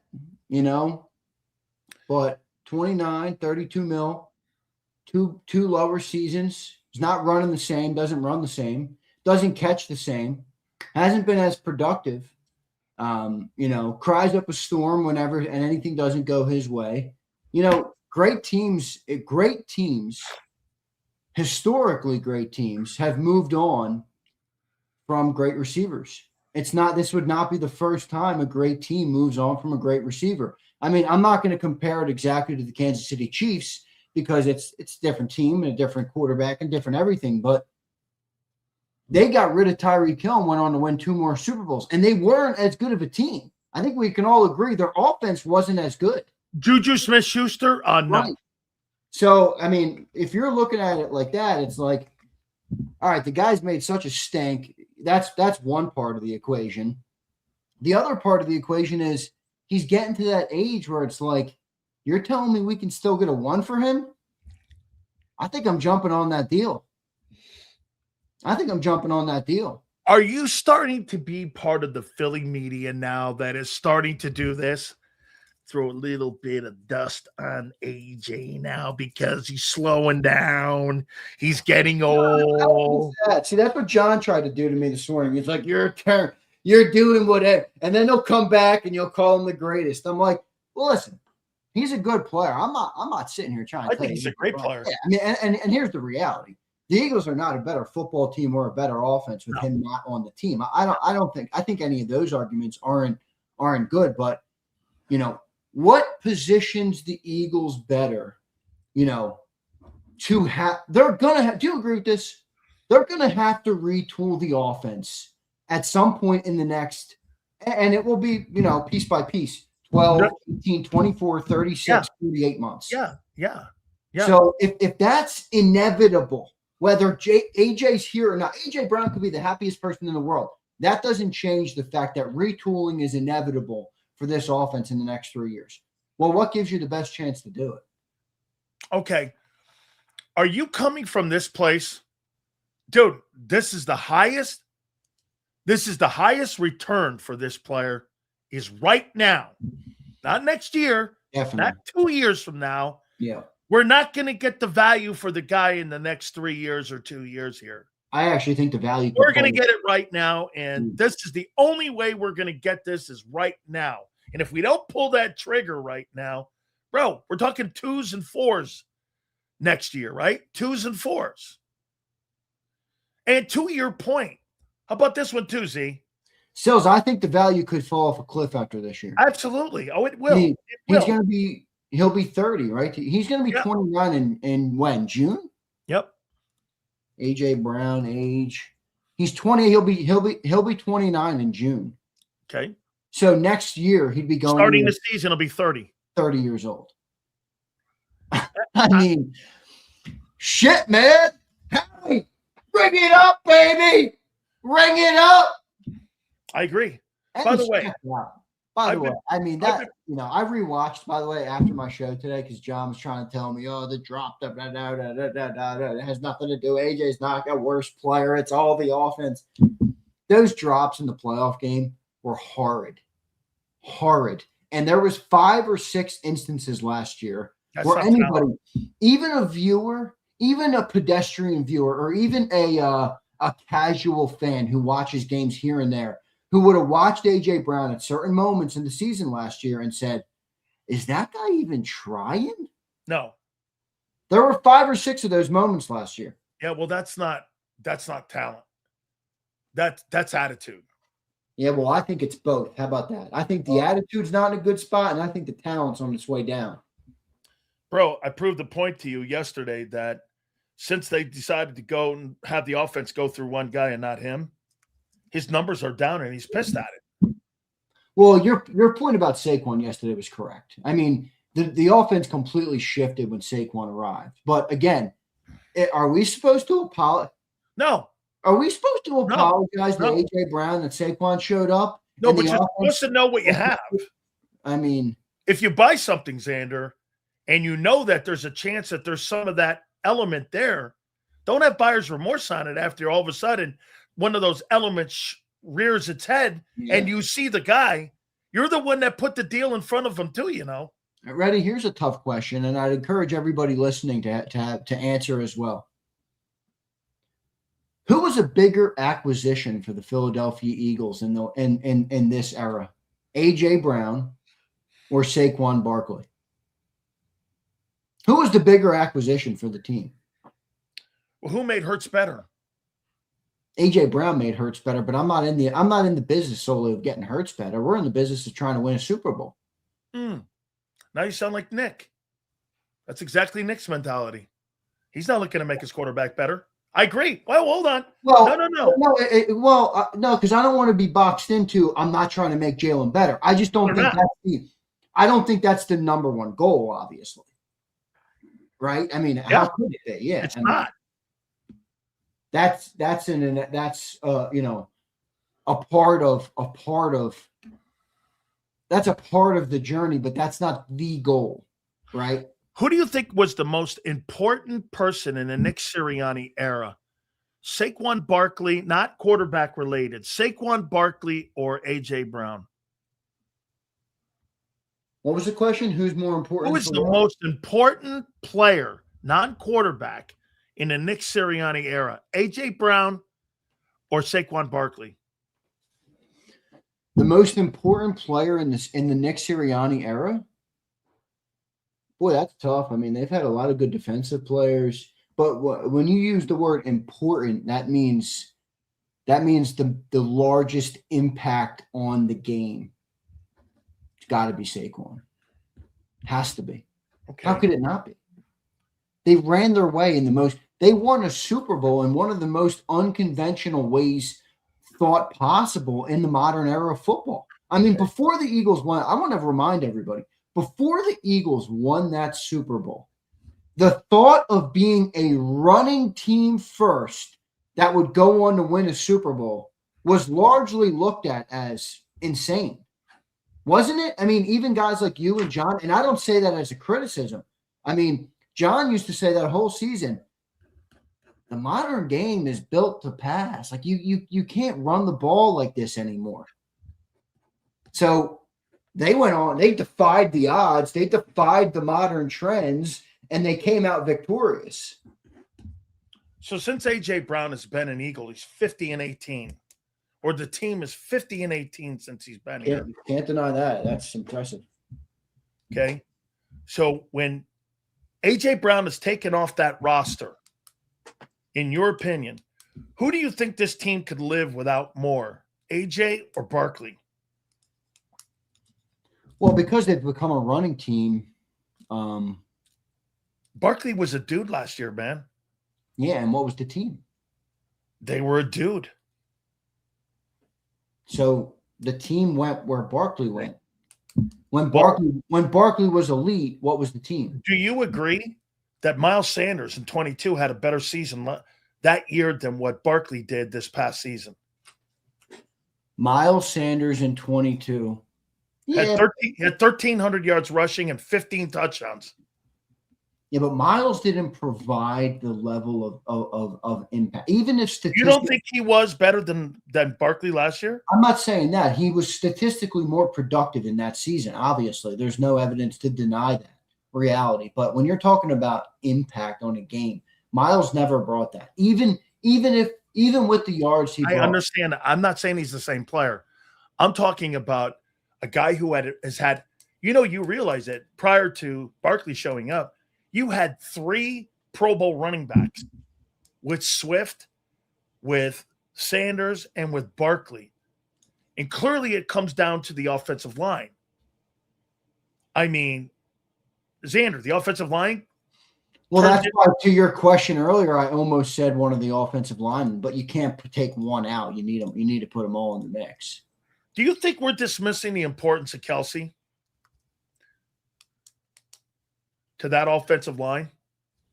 I mean, how could you? The 24 offensive line was, arguably one of the best offensive lines in the history of football. Yeah, but Kelce was on a line every year creating a great offensive line. And I get it. The 24 year may have been the great year. You're saying the peaks and valleys are higher now post Kelce. That's right. The swings on the swing right now are just too high right now. That's a fair perspective of it. Okay. I mean, all right. I got something here for you. I don't know, though. Like, do you think that's all Kelce? I think that Kelce had a lot to do with the line protection. I think he had a lot to do with getting on second level. I think it had a lot to do with the tush push. I definitely think the tush push overall has become kind of a net negative. I mean, you can make an argument, and I don't think there's enough evidence to prove this true, but you could at least add it into the equation. You can make an argument that the tush push shortened the window. Oh, yes. It created dog lives and dog years for the offensive line. And for a team that was you pointed out the record a second ago, for a team that was so built on their offensive line and their running game, the second that offensive line took even a 10% hit, and I think it took a bigger hit, the team was nowhere in the building when it comes to, being a Super Bowl team. I mean, I think everybody. I mean, now that we have hindsight and everybody can relax. Remember when they used to get all mad at me for being a hater of the year? I think we can all look back at that year and the last year, the one that just ended, and say the Eagles were never a Super Bowl contender. They never looked like a Super Bowl team. And in the year previous, and in the 24 season, you look back on that year after the bye, they killed the league. They killed the league. They destroyed them. There was nobody that year. No one. They wrecked them. No one. Wrecked everything. The Rams were the only ones that really came close. That's right. Other than that, they destroyed everybody. Steelers, Ravens, everything. They crushed everyone. Killed the Packers in the postseason. Yeah, I mean, they didn't kill them because remember they had the turnovers in that game, but the Packers didn't do shit. They had like 10 points in the game. Yeah, they did nothing in that. How about this one? Oh, by the way, I want to ask you because I thought you had some great Some great takes today. Dude, I've been having some great topics. John's been throwing water on my topics, dude. And I love them. Dude, my topics have been fired. John just flushes them out with some ice cubes. Well, I'm going to expand a couple of them. Do you think the best years are behind or ahead for Jalen Hurts? Well, for Jalen, assuming, I'd have to say right now it looks like they're behind him. I mean, he took over the league and became an MVP player because of the threat that he provided to a team in multiple ways. When the throws came, he was able to make them. And when you needed to pick it up a first down on 3rd and 12, he was able to break your back that way too. When you rely more on the throws and you take away some of that running, the ability to make those throws happens less, right? Because you need them more. When you have the running game too, the amount of times you need to make that throw is lessened. And Jalen was able to make I think even you would agree, when those throws came up in 22 and 23, Jalen might not be the best passer in the league. Electric. He made the throws. Bro. And I think you've seen less of that in the last couple of years. I am disappointed in one thing about how they've handled him. And you tell me if you agree. Carson Wentz couldn't handle how they handled. John said something to you. And Zander, I wanted to jump through the fucking screen when I heard him say that. When he said this, they covet the quarterback position. That is such bullshit. Because if they coveted the quarterback position, you'd hire fucking experienced coaches if you coveted the position and not hiring nobodies. Hiring these guys that have no experience, how do you covet the position when you have lesser experience?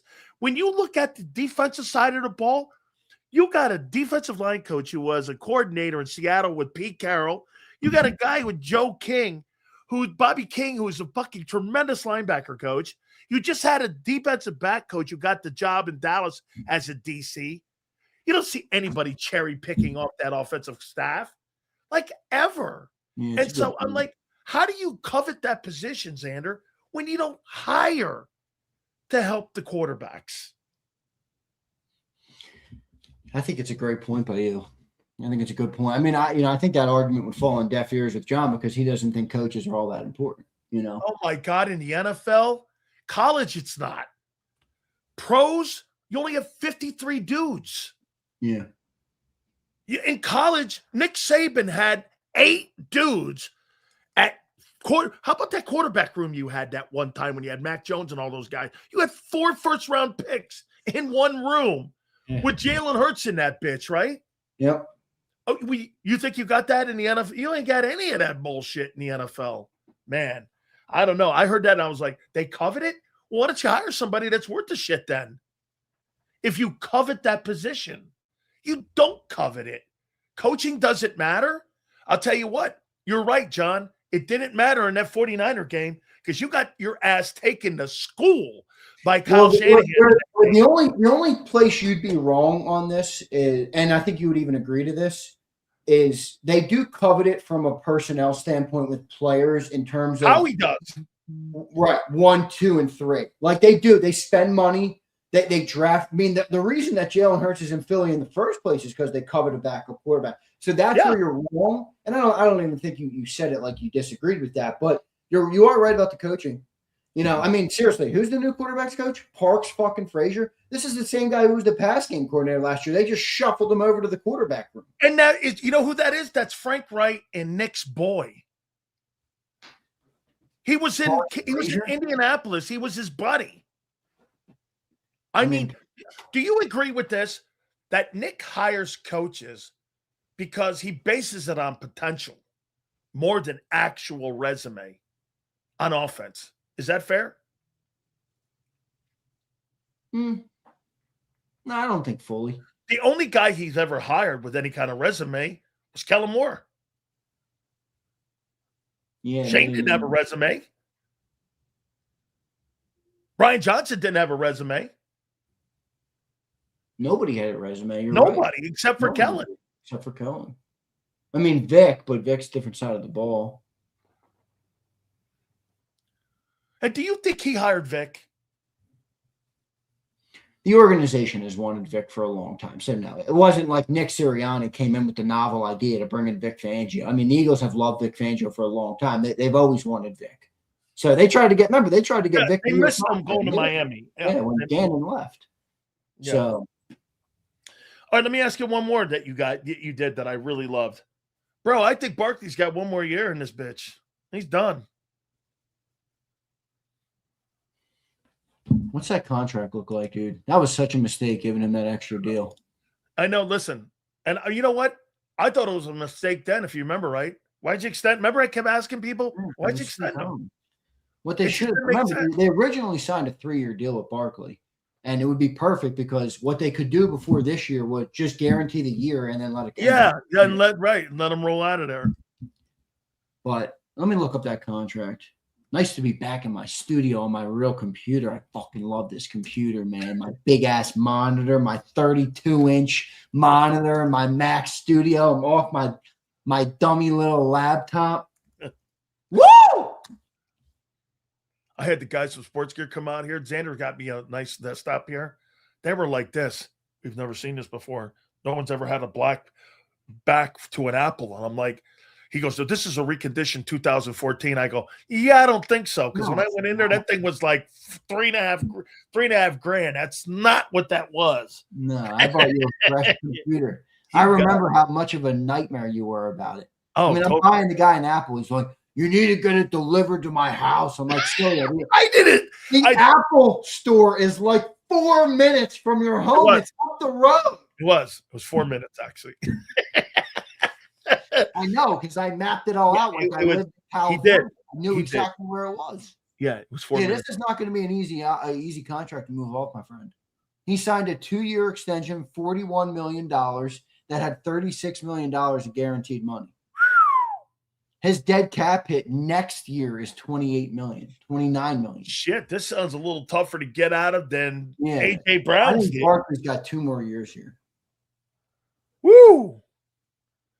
This is why I've been saying for the last year and change that to get another running back. And it's not about Saquon not being good. It's about taking the life of Saquon Barkley and extending what you're going to get out of him. But I've been the idiot. Hey, can you imagine if they had done this? They got Kenneth Walker in there and Barkley. It was only $12 million. I know.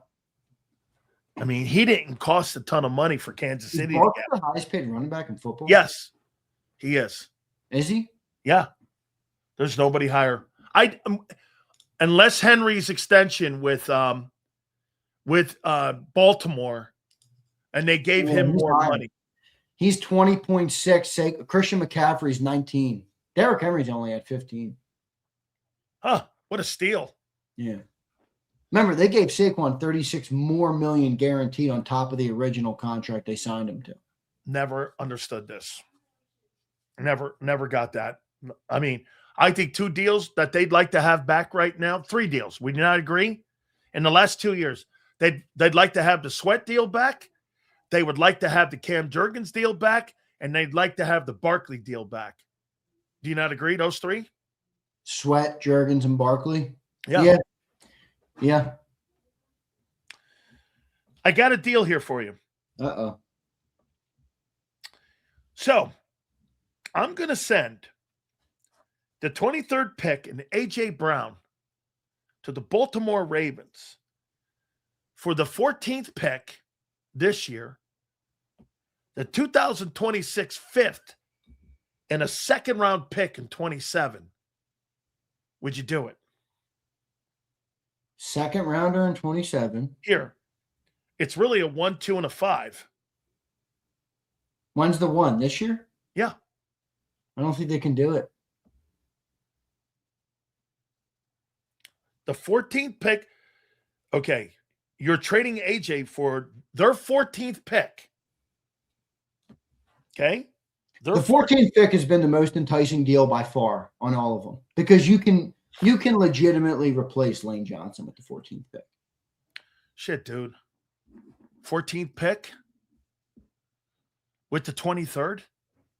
I could move up in the draft. I know. And you could get the top 10. You could get the Miami tackle. The Miami tackle. Francis Magala, bro. I personally think he's one of the top 3 players in this first round. Howie should start drafting more Miami guys just so Sileo has less ammo. Sileo won't rip you for Miami players. Hey, so we agreed the number 1 pick in the in free agency period was Jalen Phillips. Has there been another free agent signed during this free agent signing period that was a better player than Jalen Phillips? Pick one, anyone. I don't give a shit who. Probably not. Probably not. So he was the best player in free agency, and you lost him. All right. Yeah, but that doesn't mean it was the right player. Come on, Sills. You wouldn't have paid Jalen. You wouldn't have paid him. I wouldn't have. He got the top deal. The other person who got the closest deal was that Alec Pierce guy. That's right. And Trey Hendrickson. So I got another. God, he had so many nuggets today. Here's my vision. Hey, can you imagine paying Alec Pierce $28? No. No. Dude, Devontae Smith. If they want to do right by somebody, they ought to do right by Devontae Smith. Give him a pay raise, bro. They should feel sorry for him and give him a pay raise. That deal you signed, dude. I gotta hook you up here, man, because now we look dumb. I got one for you. Watch this, folks. You ready? Here's my vision. 2026. AJ Brown in New England. 102 catches for 1,610 yards and 11 touchdowns. If he stays in Philly, 75 catches for 950 yards and 6 touchdowns. If he stays. But I'm not moved. I don't give a shit. I'm not moved by that. Tyreek went to Miami and had, 1,700 2 years in a row? No, I'm not either, but he is. Well, good. So fucking ship him out of here. Give me the one. I'm telling you right now, this guy's 29. He's aging fast. He's not the same player. He had a bunch of drops. He turned on his quarterback. I mean, I've been an A.J. Brown truther all year to the point where a lot of you guys have been, ripping me for it. Dude, see the light. I mean, the guy, it's fucking not, the juice is not worth the squeeze. I think he's so out of here. By the way, last year the Eagles were 4-0 before they started placating to him. Remember how low his production was in the first 4 games? Oh, absolutely. The entire offensive production. Let's look at that. Let's look it up. AJ Brown, first 4 weeks. They were 4-0. He had 8 yards the game 1. He had 27 yards in game 2. He had 109 yards in game 3. So that was the first one they won where he actually got some catches. And then he had 7 yards in week 4. So 3 weeks, he had 3 of the 4 weeks where they were 4-0. He had 8, 7, and 27 yards.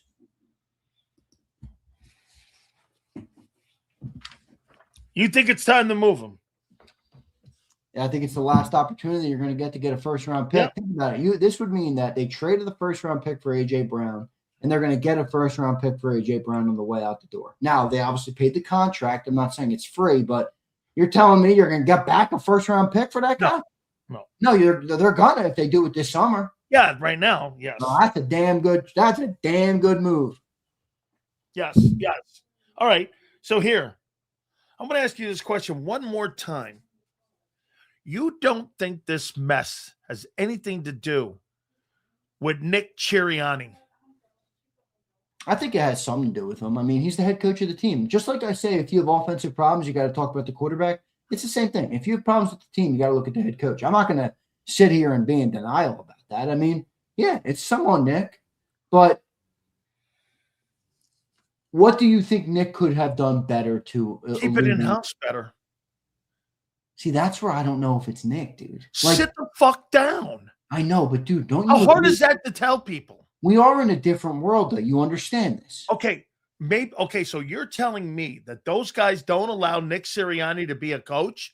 It's just no, that's not what I said. I said that I think we live in a different world today where social media exists, players are on podcasts. I mean, it's a different world in that players have more. I don't like the word rights, but players have more power today than they had in the past.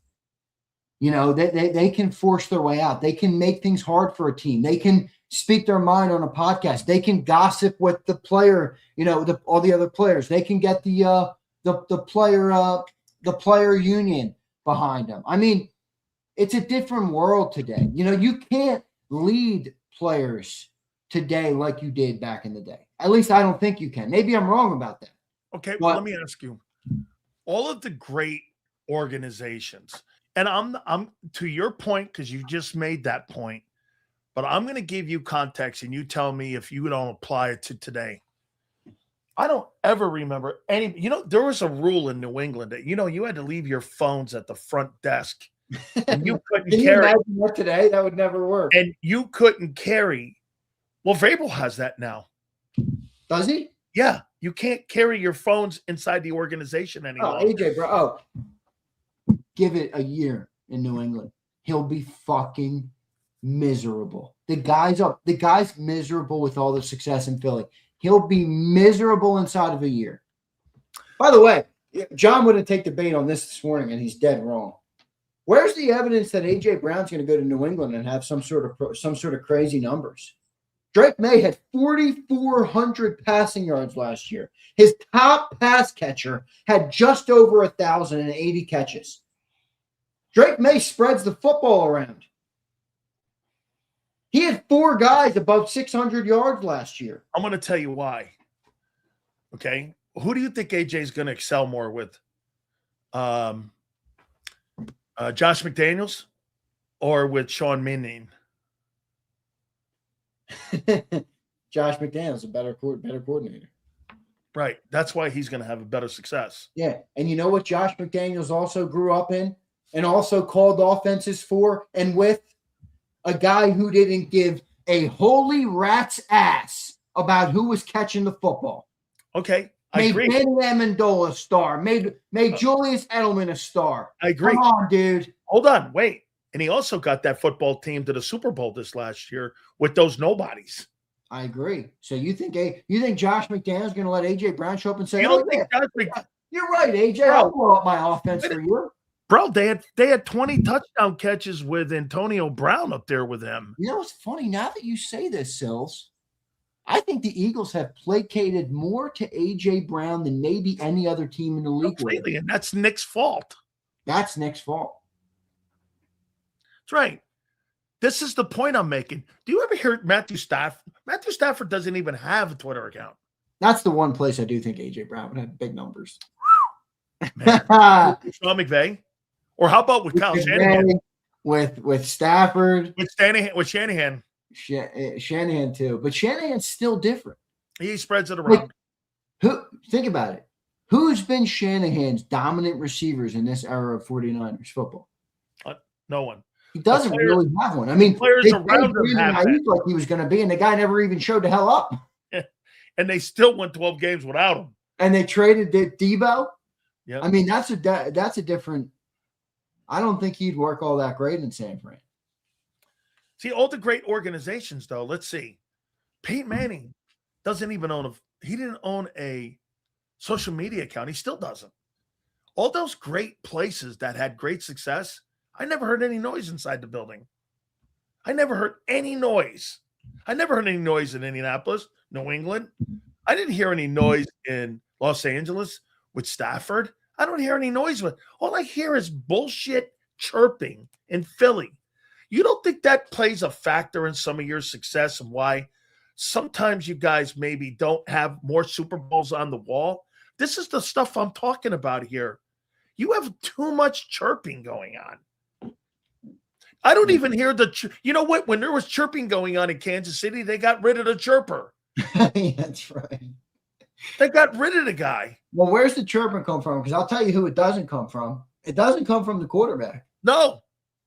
I'll give him a ton of credit for that.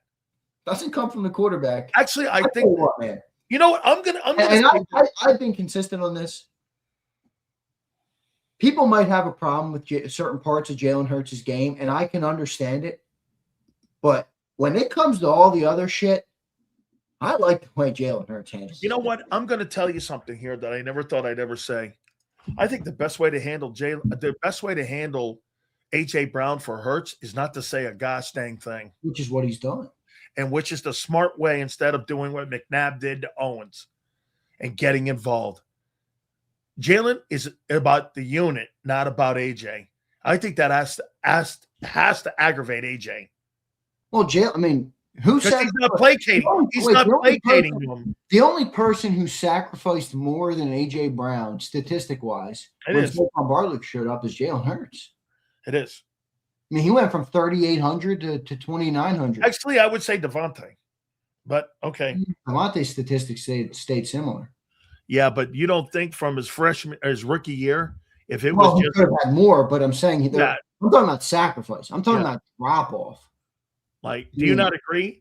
If Devontae had been continued to be developed, you're talking about 400 yards a year, maybe, that has been taken off of his resume.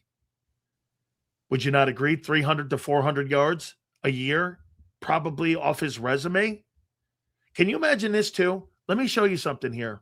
I'm going to tell you how cool that kid is, that your Alabama boy is. Which one? Devontae. And my ego, let me tell you something. What? You fucking hired a guy like me next to me? Hold on here. If I was Devontae, you brought that guy in and you hired another guy. Can you imagine if you brought in Devontae Adams with A.J. Brown? How do you think he'd act with Devontae Adams on that team? I don't know.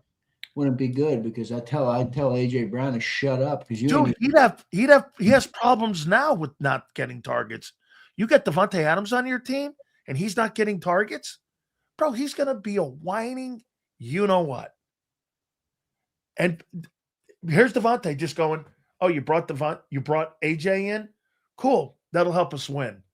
You know what? The environment that he was raised in with Nick, there's no doubt that had a lasting opinion on winning with him. There's just no getting around it. Maybe. He is the ultimate teammate on that team, and how that guy's not one of your fucking captains, and that other guy's your captain is psychotic. Well, that's because that's placating, and that's Nick. No, because the players pick the captains. Fuck that. Then I'm getting involved going, you guys aren't picking the captains. Yeah, but you have a different game, dude. It's I don't even want to speak my mind. Jimmy Johnson doesn't let you pick the captains. I agree, but I'm just saying there's a reason that AJ, who's buddy with guys, gets voted as captain, because the real shit that's important, a lot of the players don't really, I mean, they might care about it, but they don't really care about it when it comes to picking the captain. They like to be he, hoo, and ha. Yeah. You know? It's like, that's why sometimes people don't like leaders, because leaders have to say the shit that you don't want to hear, you know? Jimmy would look you in the face and he told the unit, you're not picking your captains because you're not capable. And here's why. We're not having clicks in the corner with people chirping in corners. I'm picking the fucking leaders on this team. Yeah. Well, I mean, this is where Senor's right. Senor finally making some comments. It is a popularity, but it is. And popularity is not a good gauge of leadership. It's not. No. And that's how the commissioner runs the league. Reminds me of people, you ever met somebody in their life that, whenever you meet them or ever you're in front of them, they give you the crock, they sell you the crock of shit. How are you? What's going on in your life? And it's all pie in the sky, bullshit. There's not a lick about it that's real, true, or honest. I'm sure you've all met somebody like that. Or maybe if you're listening, you are that person. I would urge you to no longer be that person. Everybody in our business, I'll tell you what. That's right. I had a guy, and I'm not going to tell you who.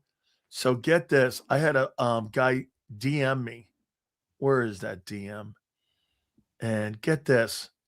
Gee, I haven't heard from this guy in such a long time. I got to send this to you, Zander. So I haven't heard from this guy in a long time. As a matter of fact, ever since he left fucking JAKIB, I actually haven't heard this guy but a couple times with a couple reports.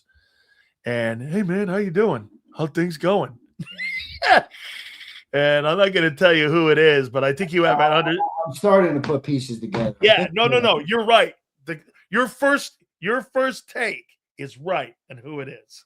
Okay, I know you know who it is. Yeah, no, yeah. And hey, how you doing? Well, I go, what do you know what I responded back? So what are you doing lately? Nah, Stu, no way. Yeah. He was No awesome. way. Tone's good people, man. Yeah, Nobody here disliked him. Yeah, Everyone loved Tone here. Yeah. Hey, Zander, I'm going to play a little game. Wow, I'm surprised. Why are so many people saying Tone? No, not Tone at all. I love it. Frankly, I miss Tone. I thought Tone was great. Tone was great, man. Absolutely. No problems, man. I like the guy, and I like how hard the guy works. We're all good. Yeah, he worked hard. All right. So, I want to play a game with you here. My way too early predictions on division winners and my 2 wild cards. Are you ready? All right. I'm ready. So you want to start AFC or NFC first? NFC. NFC. All right. Here we go. And I'm going to leave the East for last.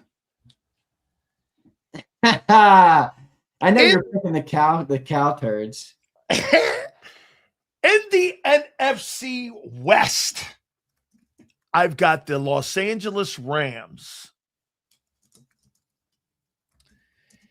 In the NFC South, I've got the Carolina Panthers. In the NFC North, I have the Detroit Lions. I like the Lions to win. My wild cards. Wait. I know. Wait. You put North Lions, South Panthers. Who'd you put West? Rams? Rams. Okay. And my wild card teams are Seattle and Green Bay.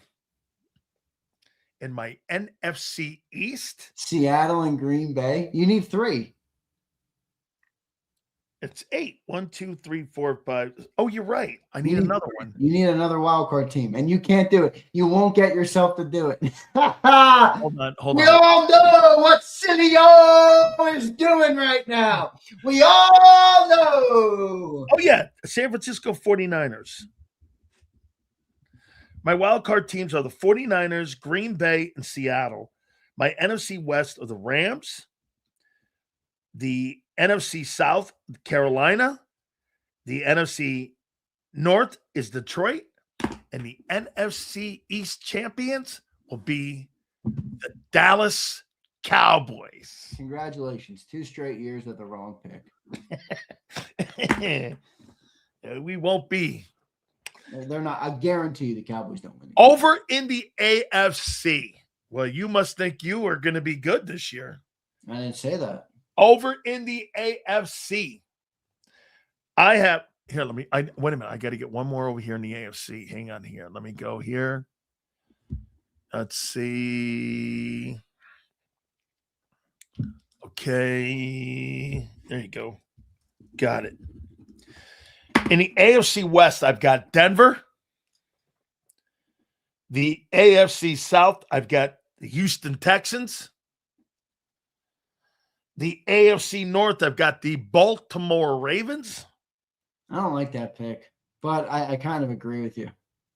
AFC East, I have the Buffalo Bills. And my wild card teams are the Chargers, the Jaguars, and the Chiefs.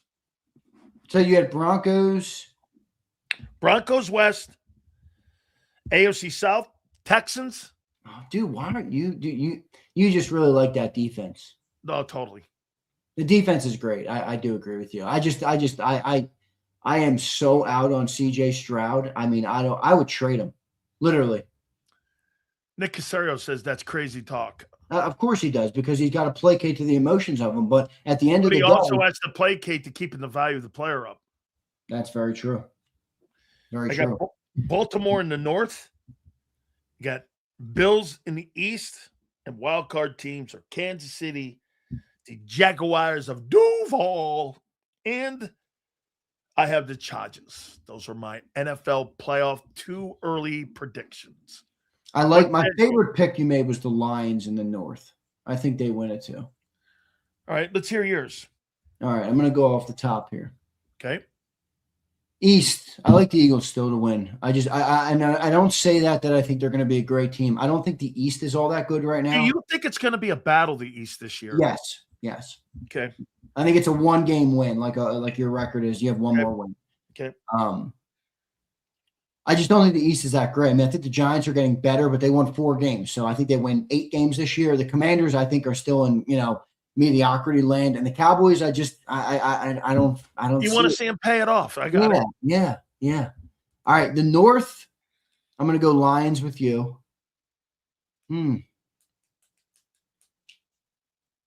South is the Did you pick the Panthers? I picked the Panthers. That's the pick. But you know who's a sleeper in there? Saints. Saints are a sleeper. I think he's doing a good job down there. And I think that quarterback showed some promise last year. Tyler Shough. Kellen Moore has done a decent job with them. I kind of would like to see Kellen Moore succeed. So I want to see the Saints win it, but I do feel like the Panthers are going to win it. Why wouldn't Kellen Moore make a play for AJ? Because he knows he's a fucking shithead. Nobody wants to placate to this guy, dude. Nobody wants to bring in a receiver that they have to, frame their entire game plans around. Nobody wants that, dude. You want a great receiver that when the ball comes their way, they make plays. That's what you want. You don't want a receiver that comes in, and if you don't make everything about them, now you have to deal with putting out the fire that comes from not making everything about them. It's a fucking headache one way or the other. It's a headache if I get him involved because I had to do everything to get him around him. And if I decide to use any of my other players, it's still a damn headache. You think the Eagles are as frustrated as you? No, because I think Howie knows it's hard to win the trade, and it's hard to be better without him. Okay, continue. Let me hear it. So we have the same NFC picks largely, except for the East. I have the Rams in the West. What do you got your wild card teams? The Rams right now, to me, are the best team in football. How about we say this? It's March, so it's not that important. Wait, how about we say this? They have the best roster right now. Best roster, correct. Okay. Wild card teams. This is very tough. Nobody in the East. Fuck, man. How do I leave all these teams out? I know. The Niners, I think, are definitely a wild card team. The Seahawks, I didn't have them as the division winner, so I have to put them in there. Although I think there's a small chance Seattle could fall all the way out.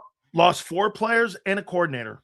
And they still got Sammy Darnold. Are you sold on Mr. Sam Darnold? Let's see. I can't put the Bears in there because they lost that offensive line, which is the reason that they were able to win the North last year. So, all right. So 49ers, Seahawks, Packers. Okay. Over in the AFC. Ready? East, Bills. North. I can't. What if Burrow's healthy? That's what I'm thinking. I'm not thinking about the Steelers. I'm thinking about the Bengals. Give me the Bengals. That's not terrible. No, I mean, they went to the Super Bowl how many years ago? Not that long. I mean, they can do it. 4 years ago they went. It's a long time in the NFL world. AFC South, give me the Jacksonville Jaguars. Okay. And in the West, I like the Chargers. I debated on Chargers and Denver. I like the Chargers this year. I think the Chargers have finally done some really good things. If those 2 tackles are healthy, obviously, I think the fit with McDaniel and Herbert is phenomenal. I think that's going to be a solid team. So Chargers, Jaguars, Bengals, and Bills. Oh, geez, that's an ugly group of 4. No. Yeah. All right, wild card. So, do you believe the NFC is going to be better than the AFC this year, or the NFC is going to be better? From a perspective, yeah, I think the NFC will be better. Okay. Who's your wild card teams? Patriots. Okay.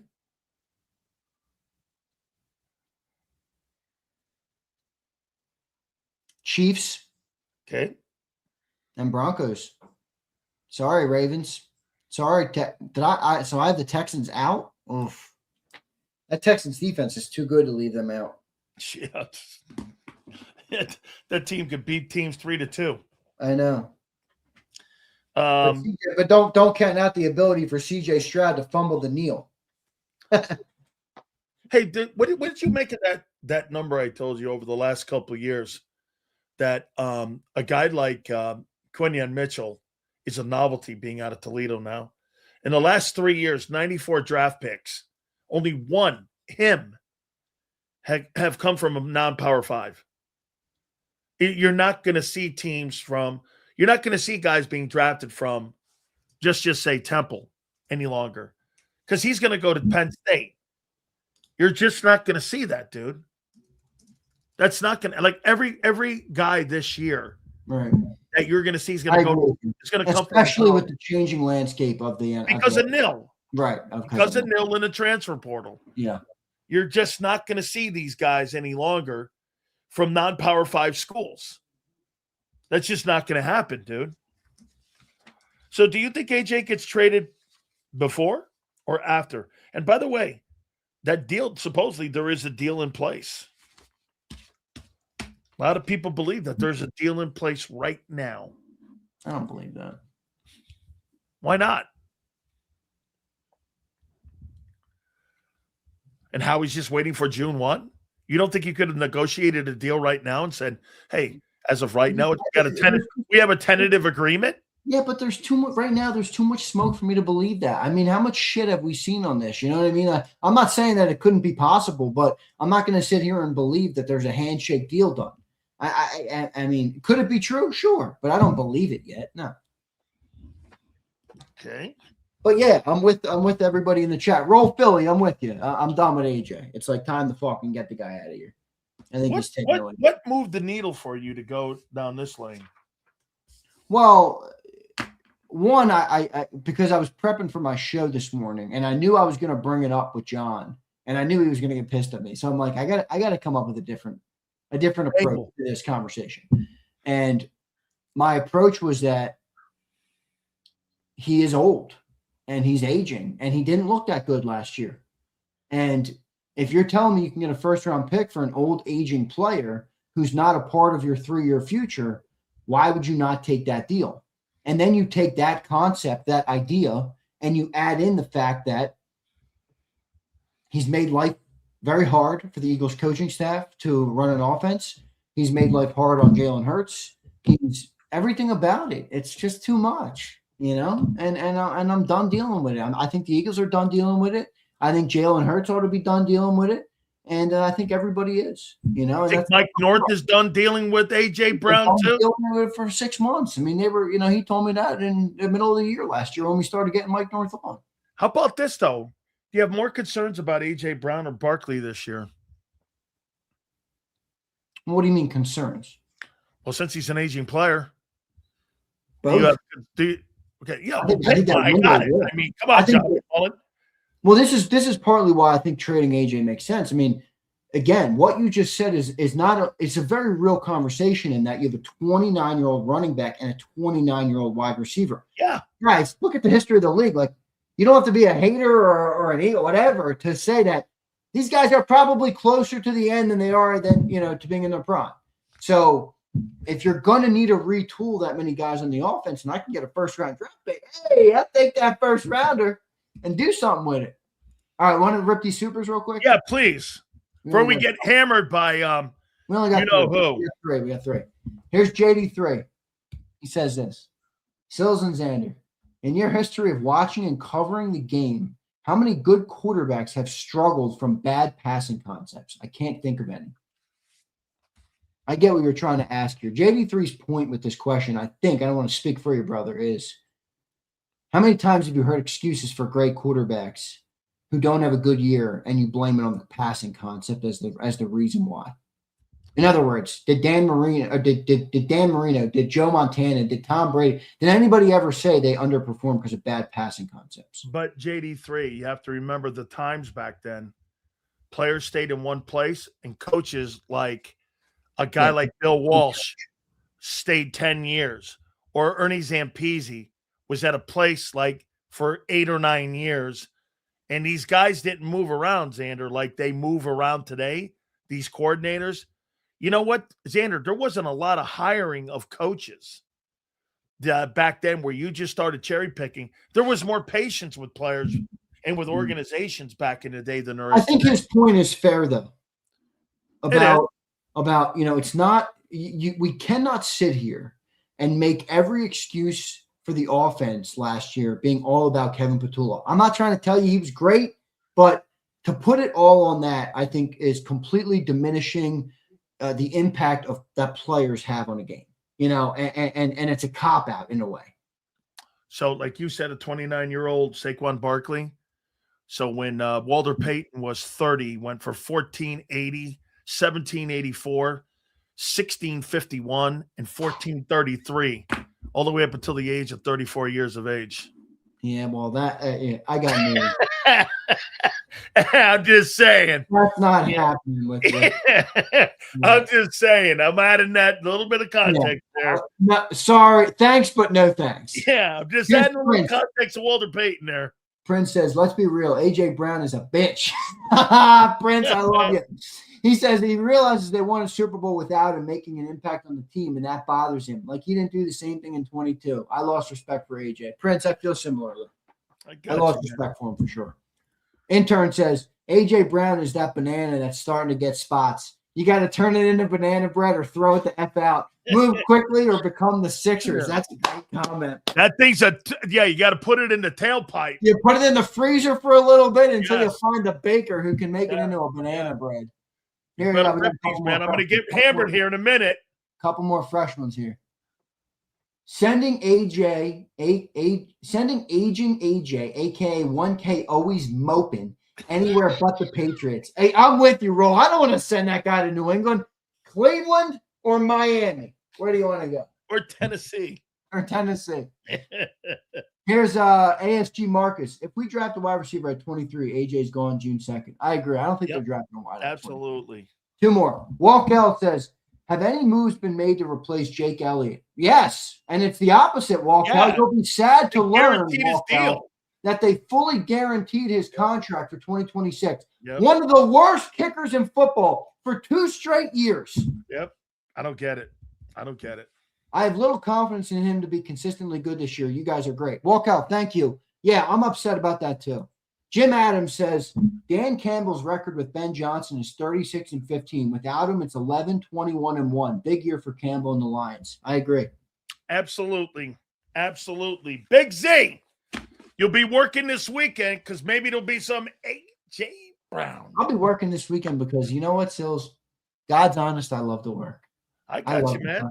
Good for you, man. Big Z, I appreciate you, bro. I will see you soon. Sills, thank you, brother. Later, man. You got it, man. That's my man, Big Z here. I'm tardy right now, so I'm going to get my ass kicked here. We've had all kinds of legends on with us here. Banana bread, I hear you there. Hey, by the way, let's see here. We had Tony Bruno on yesterday.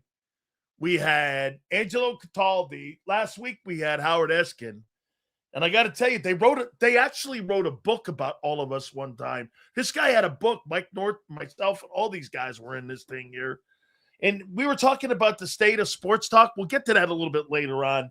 But without further ado, you guys want to win some money? Don't forget, Philly Godfather will join me at 5:30 Eastern time.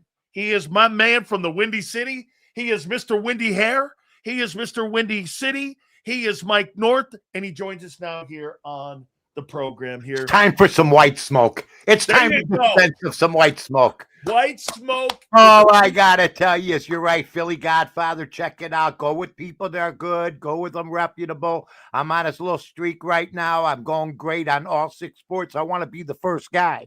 There's a guy named Bill Krakenberger who I heard him talking to a guy one night, and they said, boy, picking 2 or 3 sports and being above 500, it's tough as can be. Well, I'm trying to do all 6, and right now I finally got above 500 in NCAA basketball with a 4-2-1 day yesterday, but we'll see what happens today. Started out strong, 2-0. Had Kentucky on the money line and Texas Tech, so I'm 2-0. I got Villanova going right now. They're down early, but that don't matter. It's basketball, so you just wait a little bit.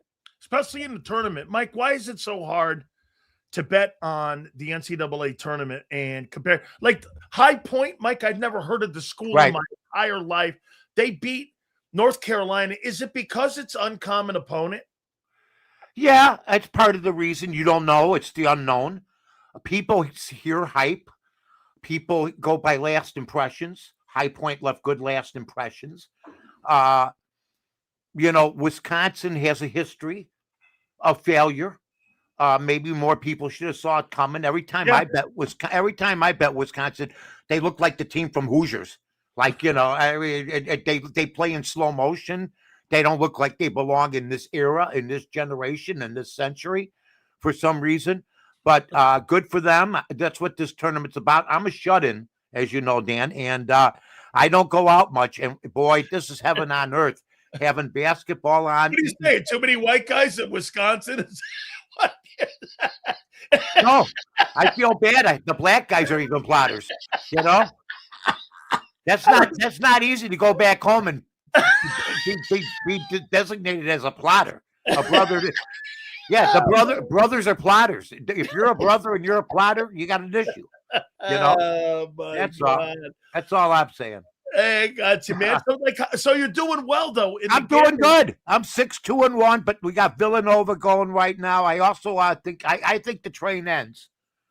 Miami of Ohio's tipped off, but I think the game's over. I think Were you shocked they beat SMU?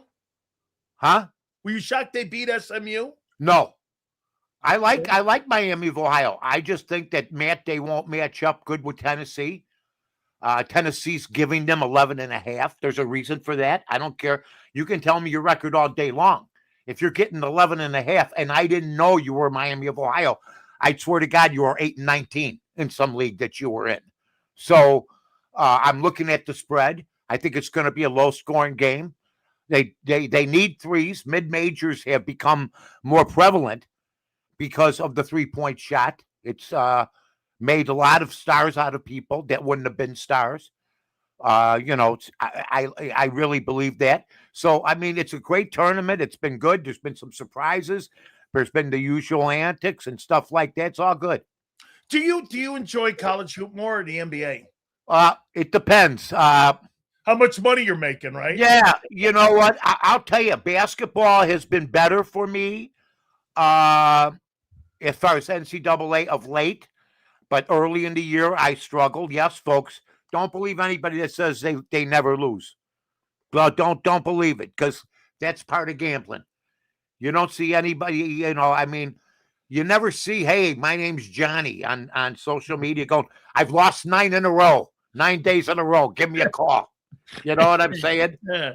You'll see Johnny going, hey, I hit a parlay, a 3-team parlay, and then you won't see Johnny again for 2 weeks. And he'll say, hey, I finally hit a game. That's how it's worked. I love it, Mike. I love to tell everybody what I do. If I win, I win. If I lose, I lose. Mike, do you think it's made you a better sports talk guy being a gambler now? Oh, yeah, because I watch the games. Yeah. And I watch him like I was the head coach. I watch him like, what are you doing? Why aren't you hustling for that ball? Why didn't you cut when the guy threw the pass? Plus, I did coach for 6 years. In basketball, but in any sport, I grew up loving every sport and knowing every sport. I know when a guy's dogging it. I know when a guy should cut off a pattern. I know. Well, I don't care what the sport is. I just love sports, and like even coming on with you and talking about it is just a lot of fun. That's it. Period. All right, so let me ask you about AJ. I'm going to start tearing up here. That was good. Hey, no. I'm in here now, man. Hold on now. Hey, between the Rocky reference and Megan Rapinoe last week, I'm still recovering from that. I mean, I love it. Hey, so now there seems to be a handshake agreement with New England and with the Philadelphia Eagles. In your opinion, you've been saying that he's been a cancer to that locker room. You know what, Mike? And this goes back to the coach. Isn't that the coach's responsibility to curtail that? And to run his own culture in his building? Isn't that Sirianni's responsibility to say, hey, kids, sit the hell down and shut the hell up? Unfortunately, we saw him do that, but it was on the sidelines during the Super Bowl. And at least people saw that. But sometimes there's players that cannot be controlled. We had a guy, Brandon Marshall. Every time he'd lose his mind, it would be because he forgot his medication. He'd be bipolar again. You know what I'm saying? They like to, You know? I look. If we're gonna go by like arguing and debating and everything, yeah, my whole life I was bipolar. Okay, that's all I'm gonna tell you. So I'm not one of those guys that uses my perceived BS illnesses and as an excuse sometimes. Not saying all the time, but if you go off on your teammates or you lose your mind, just apologize. Don't say, hey, you know what? I didn't take my medication. How did you cover? That's interesting. How did you cover Brandon Marshall? Because I think there's part of the Philadelphia media that kisses his ass, and then there's guys like me that go in and put an elbow in his ass. You as tell far as me, as far as Brandon Marshall's concerned, yeah. I want you to look up the amount of times catches he's had over his career compared to targets. An astronomical amount of targets for the amount he should add more catches in his career. Drop too many passes? Yeah, and sometimes he'd get tied up like any receiver does, but he'd also have big moments. I had no problem with the guy. I just didn't like him every time there was a problem. It's bipolar. The media would jump on that right away, which may be part of the problem, but it wasn't the whole problem. Mike, did you like the World Baseball Classic? Seeing that the only team that wasn't engaged on wanting to be there was Team USA. The Dominican teams, all the Latin teams, Miami was popping. I've never seen baseball excited and exciting people down in Miami because obviously you have the Marlins down there. But that place was electric, man. I mean, would you make it 8 million people watch the final? A lot of folks watch that thing, man. Baseball's never going anywhere. I love these Johnny-come-lately say baseball. Thank God for this. Baseball's alive again. Baseball's never been dead, folks. It's gone through World War I, World War II, the Great Depression.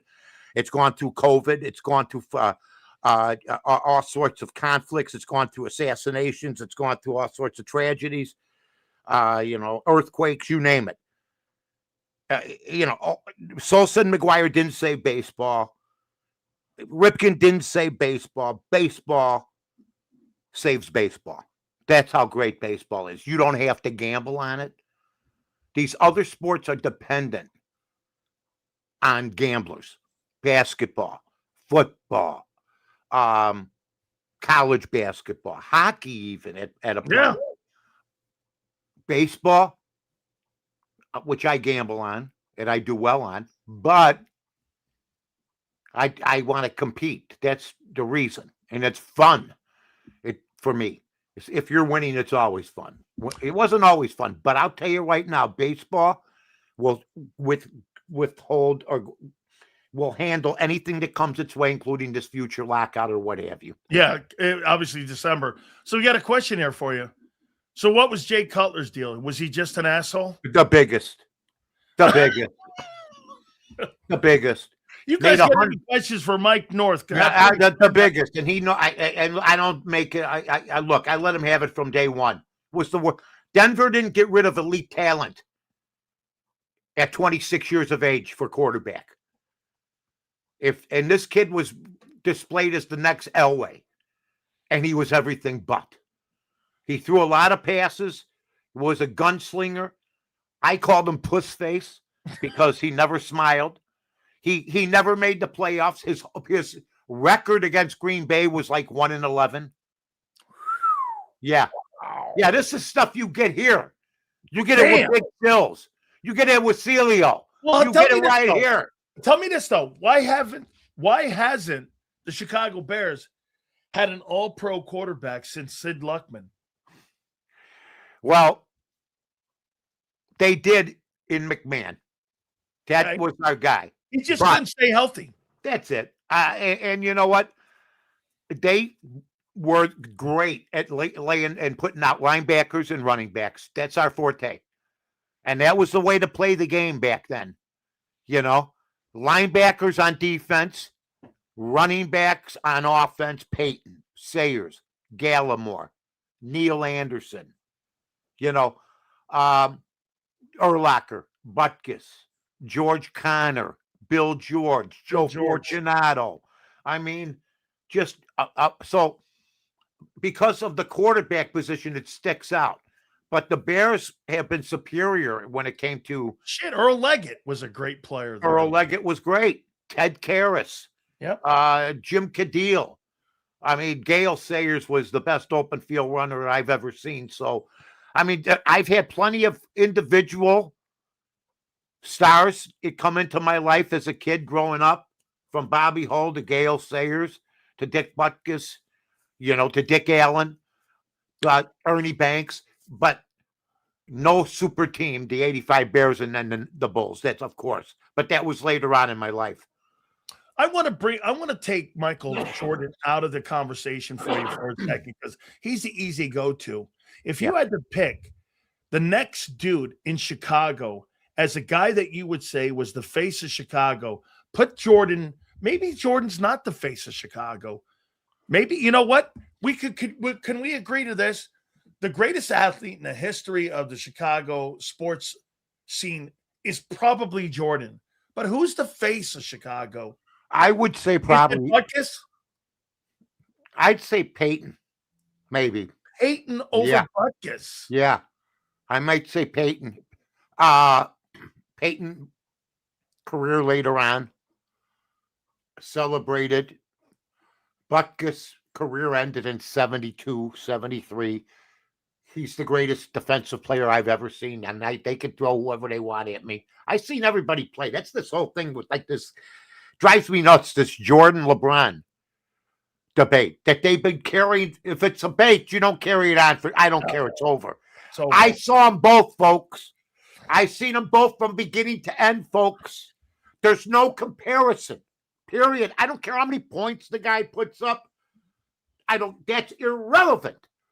I care about what I actually saw with my own two eyes, and I will never see number 23 in red and blacks ilk ever again. Ever again. And LeBron's great, but there's just a whole aura, another step up with the way that this guy said, give me any four guys on the court you got, from Bill Weddington to Ron Harper, and I'll play and I'll win everything. Mike, that intro music at the United Center, and when that team came out, I had that theme song on my radio show. That was my heyday too, man. That was when the radio career was rolling. I sat near Madonna. I had front row seats. My friends and I. It was all good times. You had Bill Murray, Madonna. It was like so people. Keanu Reeves and I went to a game. He wanted to go to a game. Rip Torn. These guys all wanted to go see Jordan. That was the destination in the 90s. Greatest time of my life, the 90s, from 92 to about 2004. I'm trying to figure that. I used to get a guy on my program all the time. That's who he was, Neil Funk. And I had Johnny Kerr on. And those guys would come on my radio show when I first started in the business. Yeah. Those guys came on, and those guys were like the voice of the Bulls. Johnny Kerr was an All-American high school player at Tilden Tech in Chicago. Johnny Kerr played at the University of Illinois. He's a Hall of Famer. Gruff son of a gun. Great. He had analyzed the Bulls. He was the TV analyst during the Jordan years. That's all I got to tell you. He worked with a buddy of mine, Tom Dorr, for many years. Yeah, Tom Dorr. I did arena football with Tommy. Great guy for a few years. There were other guys, Jim Durham. Okay, you have Neil Funk. Those were the years, man. I knew when I was watching Jordan, and every time I was with them, I go, never again. Ever. I'm with a guy we'll never see the likes of again. So that's how I always, but I treated him. I mean, we could have all treated him better. We got on his ass for gambling and all that crap. Mike, I was in the building for, I think it was their third. Maybe it was the Seahawks, the Sonic series, or maybe it was the Blazers. Yeah. And that place, it was wild. People don't realize that they held a football game at the old United Center back in the day. It was Chicago Stadium. It was Chicago Stadium. Yeah. It was 80-yard. It was an 80-yard football. Yeah, 1933 or 34 was against the Bears against the Portsmouth Clippers. And they held indoors. The circus had just been in town. So there was that dirt that was deep and good Yeah. enough and they played on the dirt field, and it was the first indoor football game ever played. People don't That's know right. that. And it was during a bad snowstorm. That's So- right. In the United Center there. And when that song came out and they started doing that, hey, who's the legendary voice that was doing all the introductions at the United Center that would introduce the players and from North Carolina? Tommy Edwards, who was a disc jockey in Chicago, who later just retired recently from the Bulls, who I liked a lot. And then Ray Clay, who started at first. Here they all that nonsense, they're running out the spotlight and everything. And those were just, man, you just knew you were going to win almost every night. I mean, you go to the games and, Jordan was not there to lose. I actually watched when I would go to the games, and I used to go to plenty of them, what the other team's reaction would be when the Bulls ran on the court. And I'd actually see shoulders slump when Jordan came running out. Like they were praying to God he wasn't playing so they could have a shot. Mike, when I was at KMBR, I went and I saw, I think it was the last year, and PJ Carlissimo was the coach of the Warriors. And I'm watching, you're right. When they came on the floor, so it was over. Bro, the whole building went like this.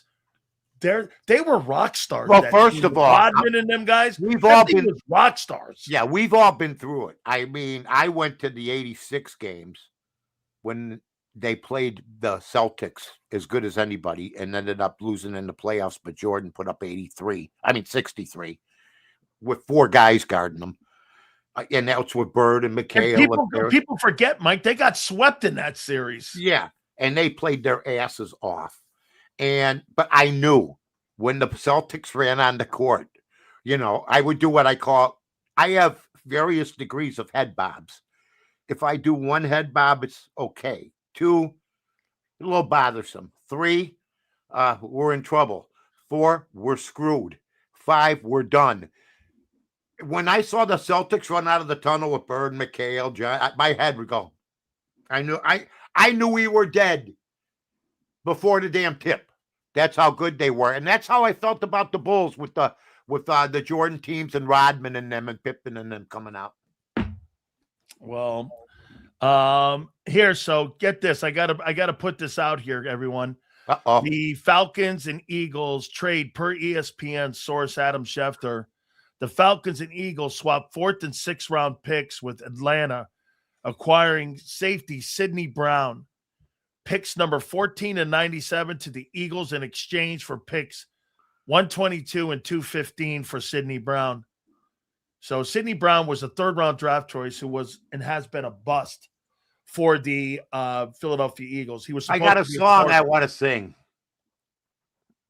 Would you like to hear it? Please. I don't care. I I don't care. Yeah. You're watching one of those old 40s film noirs, and Raymond Burr, you're chasing Raymond Burr through a nightclub, and there's a woman singing, I don't care. That's how I feel about most of the NFL stuff right now, except for I love that you keep the A.J. Brown thing percolating. It's gold. There's nobody better than you when it comes to making the coffee, okay, and getting it percolating. When it comes to Philadelphia, Mike, when it comes to the A.J. Brown. I learned from guys like you. Well, I got to tell you something, Sills. You still don't like Hurts. I know you can't stand the guy. You look at stats. That's what your job is. It's Mike. It's not that I can't stand him. I think he's a caboose.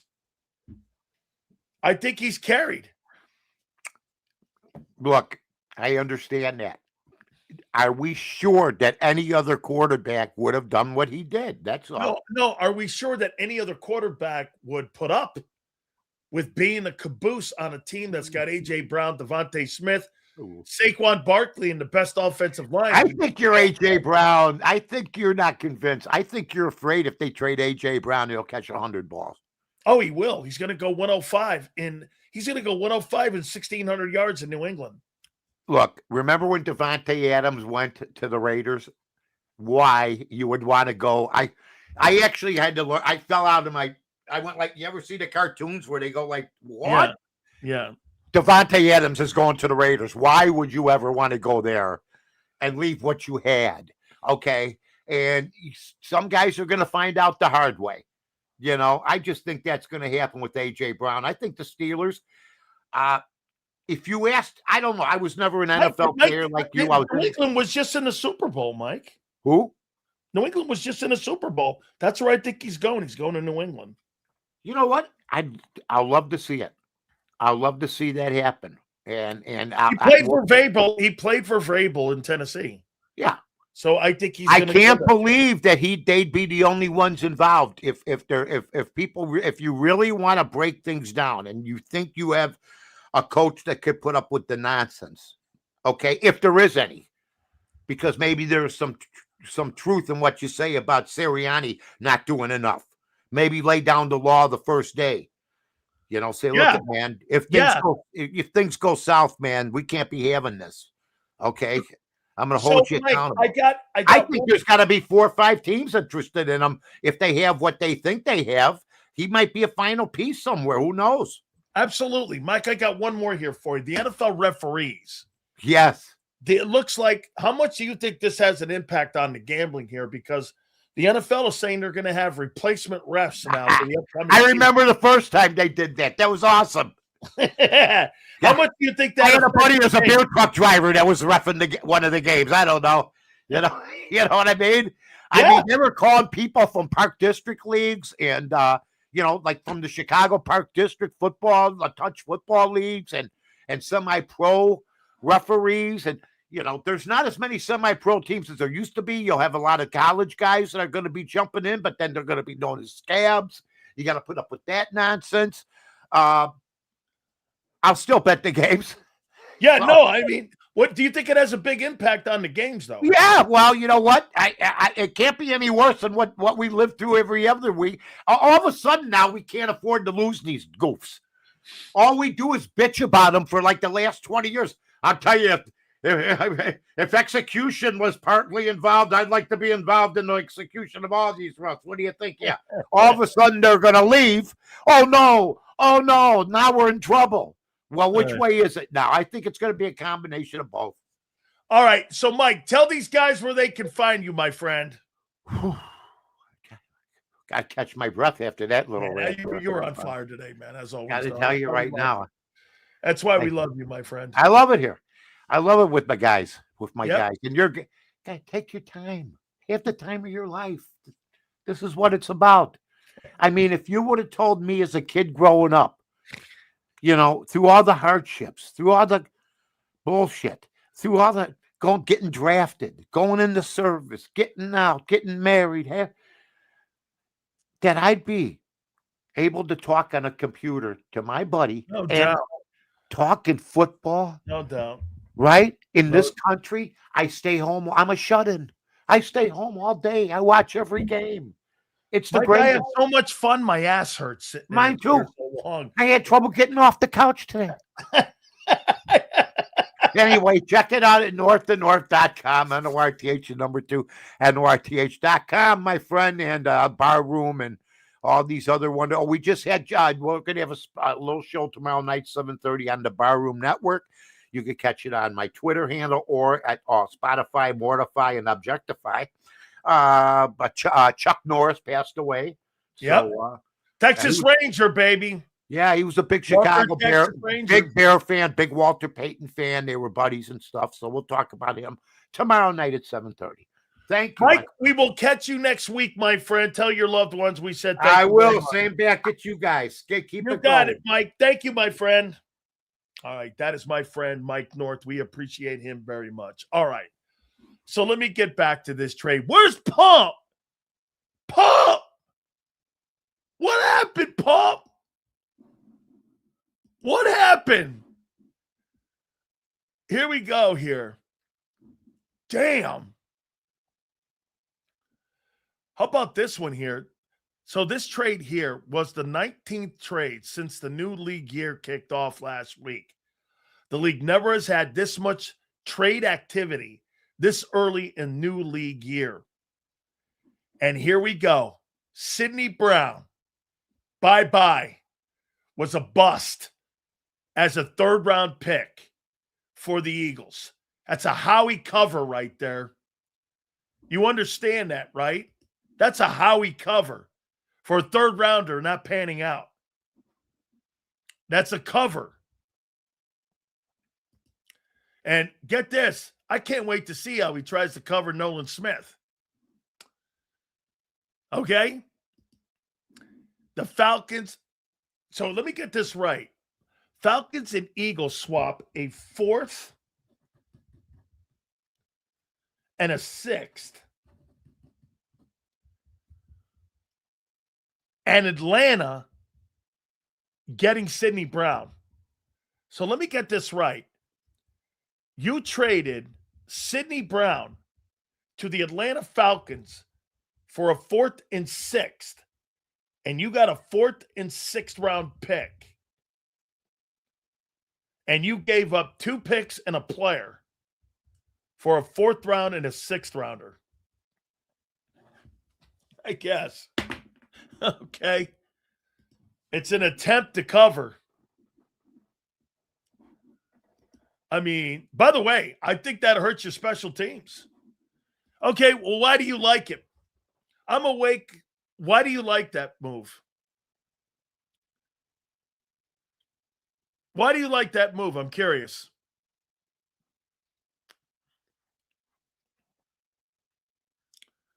Why do you like that move?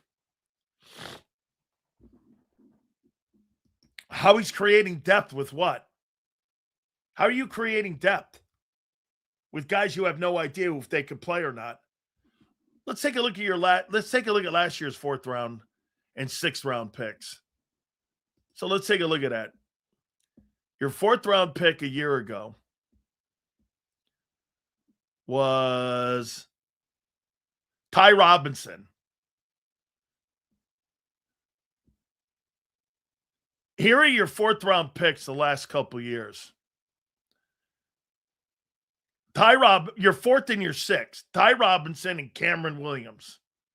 Will Shipley, Johnny Wilson, Keely Ringo, Tanner McKee, Karan Johnson, Zach McPherson, Jacoby Stevens, Kayvon Wallace, Sean Bradley, Sharif Miller, Mac Hollins, Elijah Qualls, Blake Countess, Randall Evans, Jalen Watkins. Oh, the greatness of Matt Barkley. Let me take a look at your 3rd round picks. How well you've done. Jalix Hunt, great. Tyler Steen, starter. Sidney Brown, dealt. Nakobe, you didn't resign. Milton Williams, you didn't resign. Devon Taylor, what happened to that guy? Played 21 games for you. Rasul Douglas, you let him walk out the building. Wow, he played 135 games for you, and he's not had a bad career. Wrong Brown, Howie. Oh, I think this is just a warm-up act.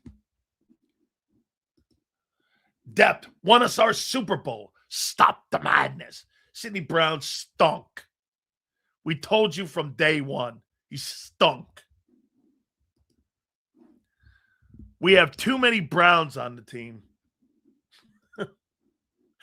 Coaches and GMs probably met today, and Vic was like, get this bum off my team. So they traded his ass. Here, let me see here with this dude. Here's my takeaway on Sidney Brown's career in Philly. Played in 42 ball games. How many games did he start? I don't believe he started a game. Played in 42, was active, 3rd rounder. He was a 66 pick in the draft in 23. Clearly underachiever. Clearly. I don't think he was getting cut. I think he's been a great special teams guy. He was overdrafted. Hey, by the way, that's another thing.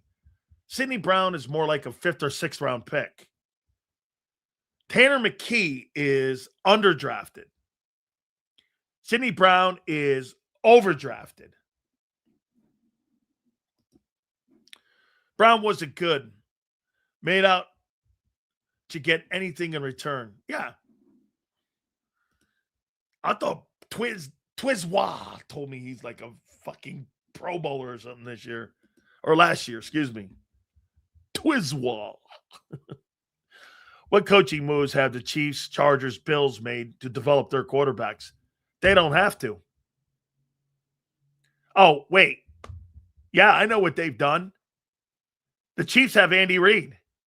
The Chargers have Jim Harbaugh. The Bills went and got Joe Brady. That's what they've done. You got Sean Filet Mignon. Sean Filet Mignon. That's what you got, David. You went out and got Parks Frazier and Filet Sean Mignon. Okay? They got Andy Reid, and they got Jim Harbaugh, and they got Joe Brady. You got Sean Filet Mignon. Where's Pump? Damn, Pump, what happened, man? Your boys moved. So now you move off of Reed Blankenship. You move off of Reed. And you move off of Sydney. So what do you got back there? Marcus Epps coming back? What the fuck? No, I didn't like Makuba. Don't make me pull receipts. What the fuck? No, I didn't like Makuba. Don't make me pull receipts. I haven't said anything about Makuba. It's a cover trade. They had to move the guy. They wanted to get something in return, and Howie doesn't look that bad because he got some assets back. And those draft picks are important to him because he uses those 5th and 6th during the season to make all those little Timu moves. So they're important to him. Ringo to safety? That don't work like that, I don't think. Herbert has the most passing yards and TDs in his first 5 years. How is that struggling? Mahomes threw for 5K in his first year starting. Those guys are great ball players. They're not struggling. They're not struggling. Pump. The jam Pump. Pump, where are you, man? Your boy got dealt. Yeah, I don't mind Epps back. They should put it and bring Epps back. Okay? Gotcha, bro. Damn, I was going to go to the bathroom, too. All good. Howie lost his magic. No, he hasn't. We got a 4th for Sydney or a 5th. No, here's the deal. Like I said, Falcons trade with Eagles. Falcons and Eagles swap a 4th and 6th round picks with Atlanta. Also acquiring safety Sidney Brown. Picks 14 and 197 to the Eagles in exchange for 122 and 215 and Sidney Brown. They basically just unloaded him. And yeah, it's a nothing move. It's covered. He's trying to he got something in return for the guy. And he packaged it up. I would say this. It's a C move. Are we setting up for something? I'm really curious. Sidney Brown's not has anything to do with it. Pumping away. Yeah, he's gone. Where's Pump? Pump! What happened to Paul?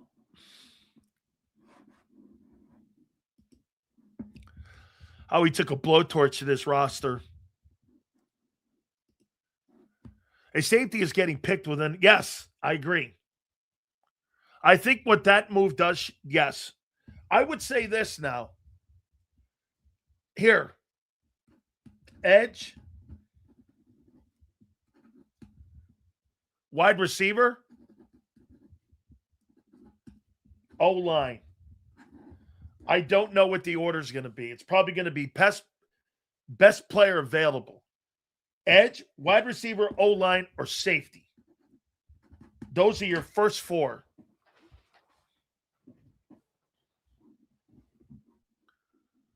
Okay? Take that to Cincinnati, Buffalo, Minnesota, Arizona. Who else? Eagles got rings, baby. There you go. Johnny Sins is reporting that Howie's considering a move for Gennard next.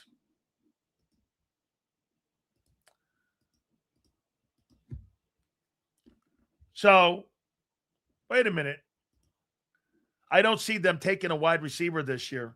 So you're going to go into the season with Hollywood Jackson, Devontae Smith, and Darius Cooper? Good luck. And you're going to be making a new offense?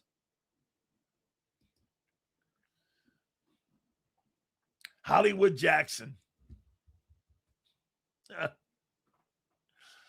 Howie, I think AJ would really help Shador make it happen.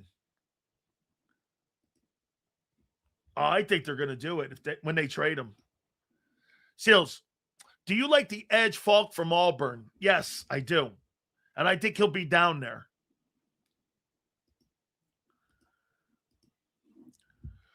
First two top 30 visits were receiver from the Indiana guard from Penn State, then safety Kilgore from South Carolina. Don't always go by that, though, my friend.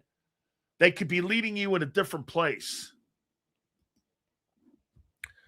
Seals, you better put Minnesota as one of your wild card teams for 26. Kyler and Jefferson, dangerous combo. We shall see. That's trade. Don't move the needle either way. No, it does not. No. Dang, at this moment, AJ is going to be on this. No, he's not. There's no shot in hell he's on this team. Seals, how do the Eagles keep getting safety wrong? Well, here. Here, let me go here. I'll show you the positions you struggle at in drafting. And you guys tell me.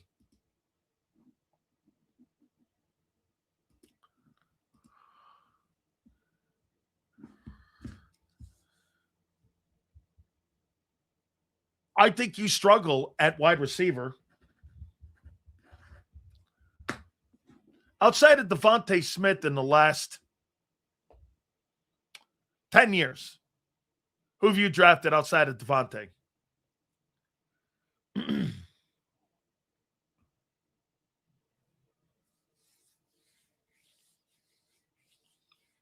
Actually, you have a hit and a miss. You have Rager and Devontae. Right? You have a huge miss and a great sign. Is that right?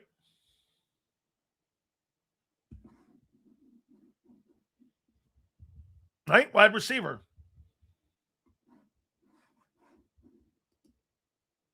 We have traditionally. Okay? So I put wide receiver on that list.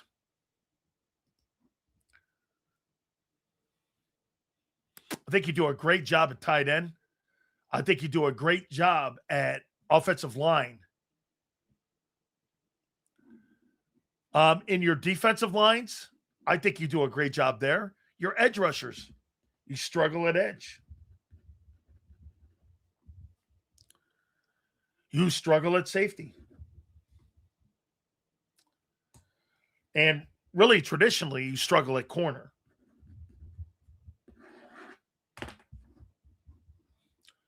I mean, you struggle at wideout, edge, safety, and corner. You're great in the trenches, and that's where it matters the most. Yes. Brown isn't gone just yet, Sills. He is. Z is going to break news pod with Johnny Mack for that trade. It's actually worth J-Mac's time. Sidney Brown, man, is just a dude. I think it hurts him in special teams, though. We drafted some great cornerbacks, just didn't keep them. Well, here, let's take a look at that. Cornerbacks. McWilliams. Q, of course.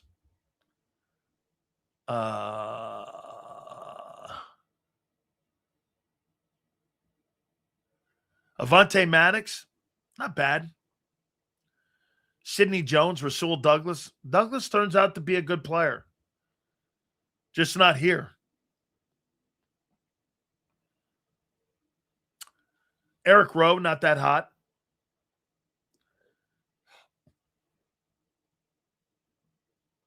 Yeah, this is not a good history of drafting a corner. All the way back to 2000. There's no here. Let's go back all the way to 2000. 2000. Is Q the best corner you've drafted since 2000?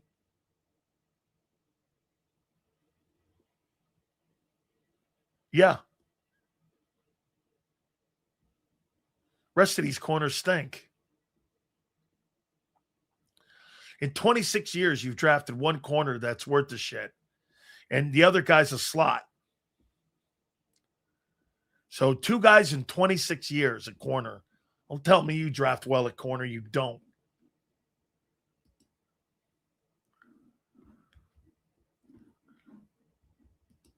Well, we were talking about draft. Those guys weren't drafted in the last 26 years. Where's that?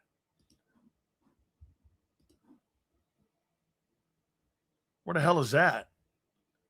Since 2000? Where's Lito Shepherd in here?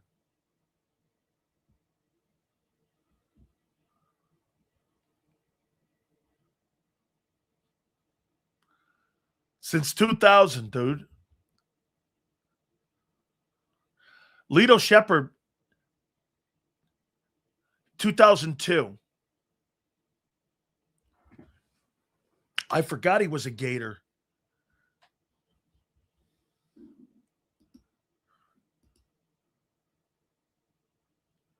Did he play corner? He played left corner, then right corner. Lito Shepherd. Lito Shepherd was a good ball player. So you've had 2 corners in 26 years. I'll go Lito Shepherd. Absolutely. Lito Shepherd, for sure. He's a good ball player. Lito was good. Can Vic and Clint give Howie a cheat sheet on what? Oh, well, they know profiles, Mike. They do. I'm with you, man. Lito's a good ball player. He was. No. I got it 2002.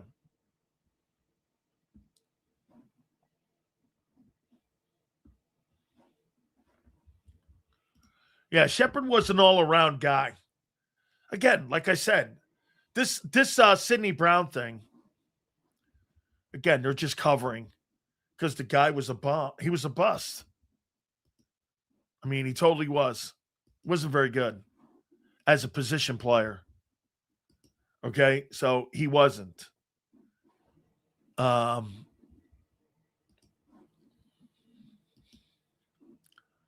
Best safety we drafted in the last 50 years was, he had more success not here. Sheldon Brown was one of the hardest hitters in the last century. If you want to go there, okay, 3 in 26 years. Seals, you think Arch Manning to Arizona to pair with Harrison historic pairing. Either there or New Orleans. Yeah, I do.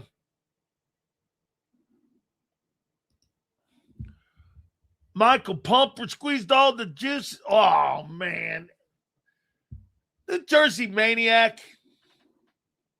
Come on, dog. Someone should tell the Falcons to invest in extra guardian cap. Sidney was a liability. Yeah, you just traded Sidney Brown for a bag of vittles. Dude, come on now. Seals, I think this is getting closer to a rebuild. I think so too. Yes, sir. Yes, sir. I do too. All right. Woo, baby. So, again, here's the deal here. Just to give you guys a little bit here again, Adam Schefter is reporting. The Falcons and Eagles trade per ESPN sources. Falcons and Eagles swap the 4th and 6th round picks, with Atlanta also acquiring Sidney Brown. The picks are number 114 and 197 to the Eagles in exchange for picks 122 and 215 and Sidney Brown. Without further ado, in one of the biggest days there is, yesterday it started it, by the way. Let me get over here too and go to this, because today is another gigantic day for NCAA. And yesterday was awesome as well. So we're going to get into it. Without further ado, my friend, the legendary Philly Godfather, joins us now here. And how you doing, brother? It's been a crazy March Madness, man. Game are flying all over the place, trying to get down as much as possible. I got you here, man. Before we get into the NCAA, how's the book tour going? It's doing great. We just had another book signing at the Brew Room in Ardmore, PA. We should be speaking at Lafayette College at the end of May. So we start the college tour back up with the book tour. Just having a bunch of fun, just going out there, meeting a lot of people. It's amazing how, interested people are in my life. I mean, as soon as they see the book cover, their eyes open up and they're like, did you go to prison? Oh my God. And then all of a sudden the conversation starts and we start going back and forth. But by the end of the conversation, everyone always leaves with a smile and a hug or a handshake. So it's kind of cool. Has the book in any way, with all the things that you've written about it and all the questions that people have asked you, has it changed you in any way? I don't know. I think I'm the same nut I was, 45 years ago, a little bit smarter. I hope I'm a little How about a little more perspective, maybe? Yeah, I mean, when I wrote the book, when I wrote the certain chapters about my father when he passed away, it triggers memories. And yeah, I guess it's changed me a little bit because, you're always looking forward. And at least I've always been looking forward. I'm always looking for like the next investment, the next big thing, next big move. But writing the book made me go back a little bit. And I see things differently now than before. Because I thoroughly went through everything, and it gives you a better understanding. It gives you more forgiveness about things that happen with certain people. Yeah, it's changed me a little bit. How about this? For me, when you're younger, you have your head down. You're always chomping. You're looking at the next thing, as you just said. I think sometimes when you get a little older, you look up and you think about some of the things that you accomplished. You overcame that situation when you were younger, going to prison, your family, all of that. I mean, sometimes you look around, and to me, I am a little bit more appreciative of the folks that I have around me in my square circle, and it makes me realize that, hey, you know what? I've been with my wife for 36 years. And, I look around, I'm like, God forbid, I don't even know what would have happened with me if I didn't have that chick in my life, because God forbid, if she wasn't there, man, I'm not sure where I'd be today. So, I mean, it just made me appreciate the folks that I have around that matter the most to me.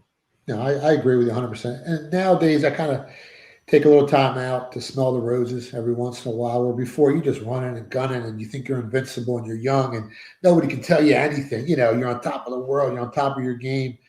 But as you get older, you realize you don't know everything. There's a lot more questions that you thought you knew the answers to, and you really don't. But yeah, you're much more appreciative. All right, so AJ Brown, I still got him in New England. In your opinion, I know people that are close to him. Yeah. Do you believe this is just a foregone conclusion that he's out? I mean, that's what I hear.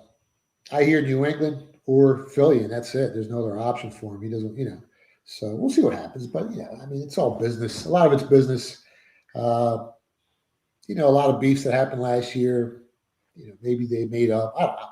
You don't know what's really going on between those players. That he was having beefs with, but it's probably going to be the Patriots or the Birds more than anything. So has the needle moved at all in any way on the Birds, like having a shot at winning the Super Bowl, or do they still have them up there? Yeah, they're still up there. I mean, Nucleus' team is still strong. Harry Roseman, one of the best GMs in football. They're battle tested. They've been, the playoffs, the Super Bowl, 2 times already with Jalen Hurts. And Jalen Hurts isn't an elite quarterback, but if that offensive line protects them and opens up those holes again, and they start running the ball, they're really tough to beat. You still got a lot of weapons on offense. Defense is still strong, but it all depends on how well the offensive line plays this year. I mean, if your offensive line is top 5, you can beat anybody. If they're not, you're going to have issues. Okay, here. So the NCAA tournament, is it easier to bet college or pro basketball with tournaments like this? And is it harder to evaluate the NCAA tournament because it's so uncommon opponents? Like, I never heard of this High Point University. I have no idea. And they take out UNC in overtime. I mean, I know the tournament's great and all, but if you're a gambler, you're like, High Point takes out UNC? What makes this tournament so different to put a gauge on them when you're making and doing bets here and doing prop bets here? Well, it's a lot different than the regular season. It's a one-game scenario, and a lot of these teams don't know each other. Some do know each other, so it's easier to handicap those games because you got a little bit of a glimpse of how it might go down. You go back, you look at the stats, a lot of regression linear stuff with 2 teams that have played each other. So if they played last time and one team underperformed or outperformed their shooting average or the defensive efficiency average or whatever the numbers are, then they're going to come back to the means and go back to the norm. But with teams that don't know each other, there's more variance involved. So you just got to do your homework just like anything else. And at the end of the day, it's an educated guess, and you're hoping you're right more than you're wrong 52.4% of the time. All right. I want to get some of the games today, and I want to do some of Saturday's games, if you don't mind. Are you on top of this right now? Yeah, I mean, I haven't stopped all week. I'm just reading every day. I'm looking at box scores that, we're just firing away, man. All right. How about this one here coming up? I always look at the matchups. So you got a 9-8. You got Clemson here. You got Iowa favored by 1.5. I believe this is in the South region. So you got an Iowa team from the Big Ten. You got an ACC team and Clemson, who didn't have that bad a year. Maybe a little bit of a stumble. I believe that team got beat in the semis in the ACC. Who do you like in this one here? This one's tough to call, man. I mean, Clemson does have, 3 more wins on the season. The line's 1.5. Bookmakers are basically telling you it's a coin flip. But I got Iowa ranked 9 spots higher than Clemson here. On the season, Iowa, I think they played the more efficient basketball. They got 3 wins versus top 25 teams, while Clemson, I think they only have 1. You got 2 good defensive teams. Clemson's not the best shooting a 3-pointer. So that hurts them if they fall behind. Both teams play really slow, kind of like at a snail's pace. I think their possession per game is like 329th and 364th in the nation. I guess under 131 would be a sharp bet here. And if I had to pick a side, I think Iowa's slightly better. But like I said, I mean, it's a coin flip, man. But I kind of lean towards Iowa a little bit. I don't get this here. So St. John's, right? St. John's wins the Big East. And what do? They send their asses to San Diego.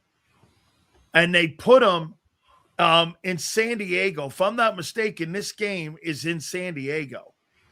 So, I mean, I don't get it. I mean, okay, they're at Viejas Arena. St. John's had a great Big East tournament. They're favored by 10.5. And by the way, I'm not going to ask you about this game. How far and how deep do you think St. John's can go? It all depends if they can beat Michigan State. I think they're in the same bracket, right? Because Yep. Duke looks vulnerable right now.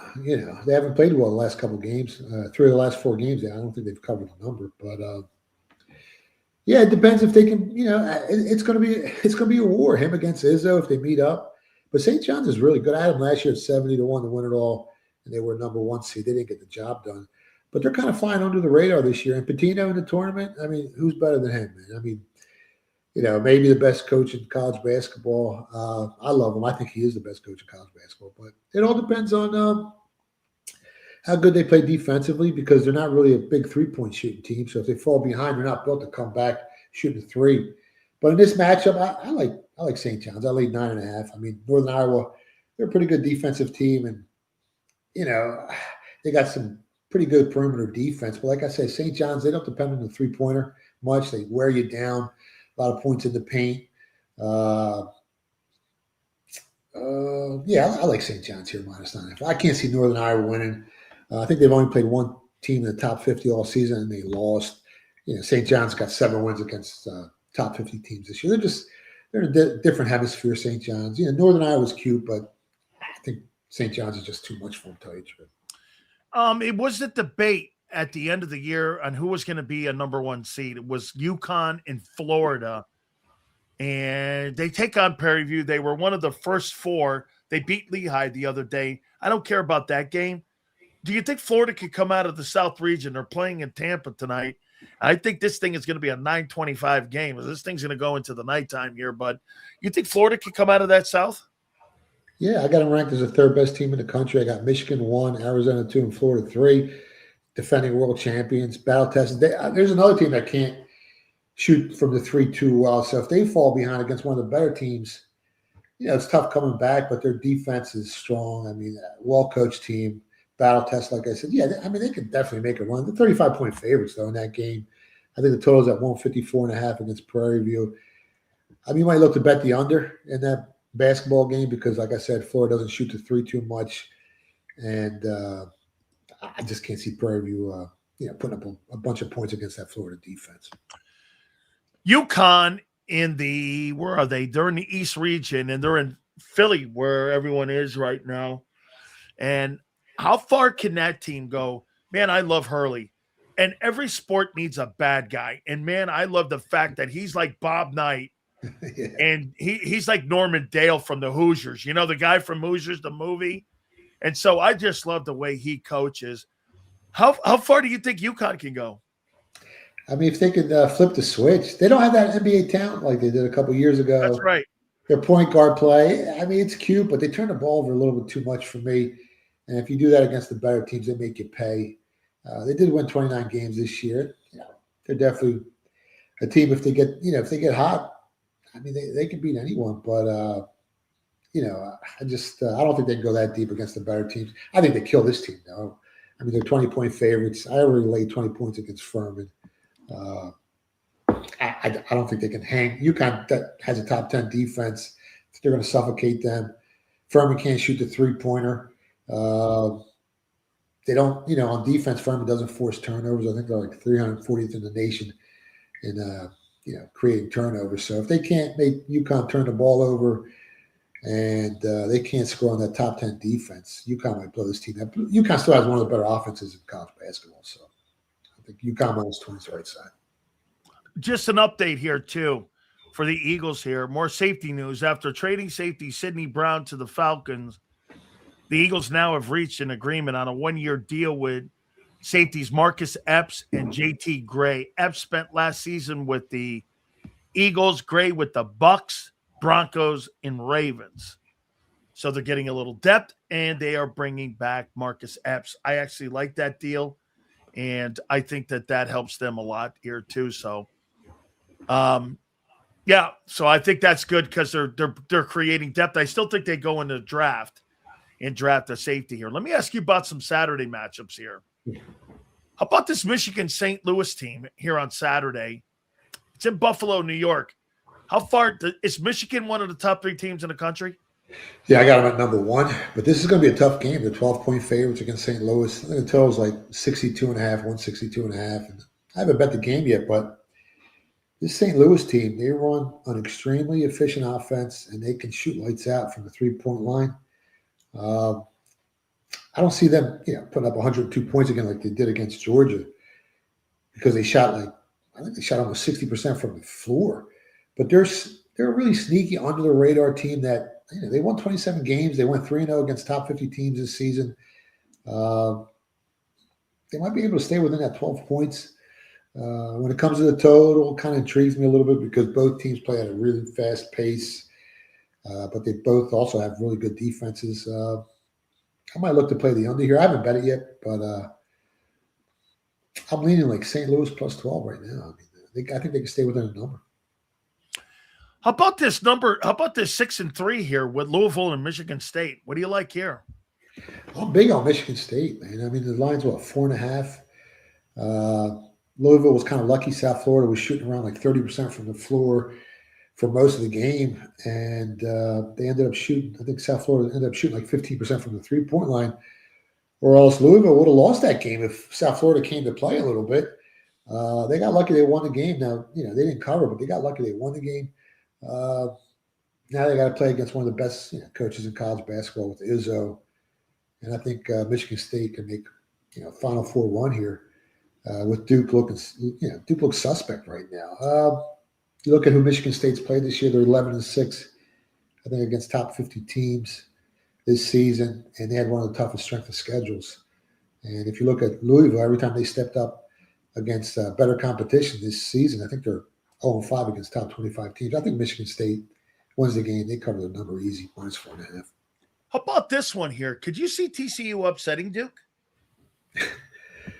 It's kind of hard. It's 11.5 right now, too. Yeah, it's hard to invest in Duke right now after the way they've looked recently. Against Florida State, they were 17-point favorites. They won by a point. They were 7-point favorites against Virginia before the tournament started. They won that game by just 4 points. And then they went up against Siena as 28-point favorites, and they barely won that game. They were lucky to win that game by 6 points. The problem is TCU does struggle sometimes scoring. They can't shoot the three. Their defense is strong. I just know, I don't know if they can keep up with Duke. If Duke goes fast tempo and they start, scoring a bunch of points and TCU falls behind, I don't know if they could, cover that number. But Duke definitely looks vulnerable here. How about Houston versus A&M? Yeah, they're a good team. 10-point favorites. Feels like a lot, but then again, this is another team that every time they stepped up, every time the Aggies stepped up this year against a tougher competition, they fell flat. They lost to Texas. They lost to Arkansas, Vandy, Missouri, Florida, Alabama. They lost to Tennessee. They lost to UCF. So every time they played the better teams, they lost, and some of those games were ugly. The Aggies' defense is pretty bad. I think they're ranked like 250th in opponent points per game, and they're going up against a Houston's offense that is actually better than it's been over the years. I think they're ranked like 40th in offensive efficiency. I guess that means, the Aggies' offense, which is really, really good, they're going to have to be better than, that Cougars defense that is probably maybe the best in college basketball, and I can't see that happening. So, I don't know. I think Houston wins the game. Now, can they cover the 10-point spread? I haven't bet it yet, but I'm kind of leaning towards Houston a little bit. Man, I love this time of the year with the tournament. I really do. Texas Gonzaga. The Zags are always known to drop a game in this tournament, man. Yeah. This has been a basketball program that has been so good for so long, and they just can't get over the hump. Is this a year they can get to, at least in your opinion, to a Sweet 16? I think they can go a little deeper than that, maybe. Against Texas, Texas was a writing game. They played a BYU team that lost one of the best players, Saunders, late in the season. So they're kind of lucky to be here, catching BYU at the right time. I just think Gonzaga's too strong for. I think the line's 6 points. I think they're favored by 6. 6.5. Yeah, I think Gonzaga covers the spread. I think they win this game. I just think they're a more efficient team.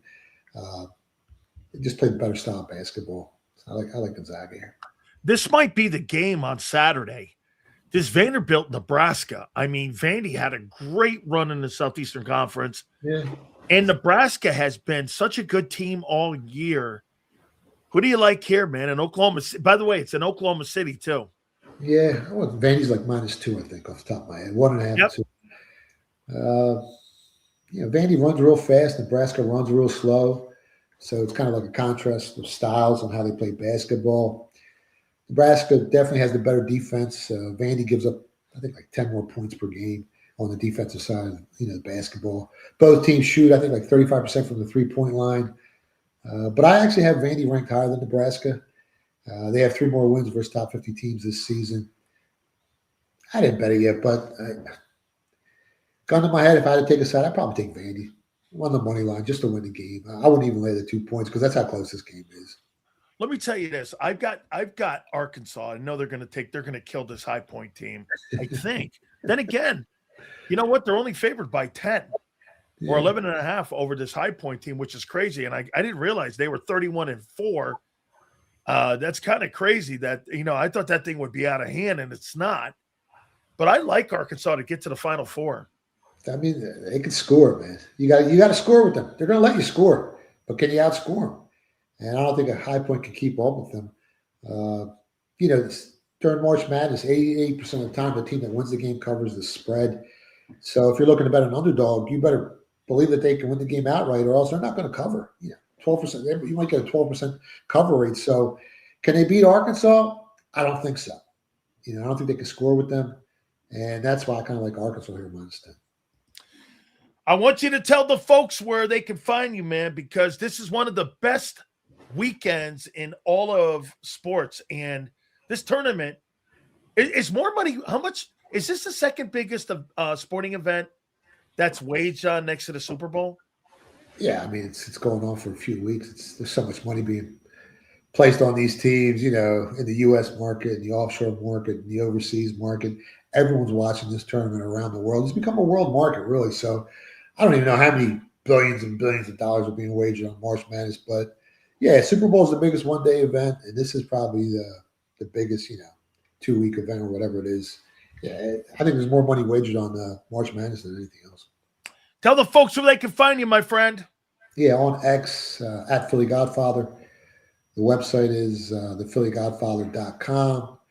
And if you want to pick up a copy of Booked, you can go to phillybook.com. I'll send you out an autographed copy. It may take 3 to 7 business days. Or you can go to Amazon or Barnes & Noble, ship to order, but the book won't be signed. Man, I can't wait. Make sure you check him out on social media. My friend, we will catch you soon. Thank you so much, my friend. Good luck, guys. You got it. That is the legendary Philly Godfather. We appreciate it. By the way, we're going to take a quick time out.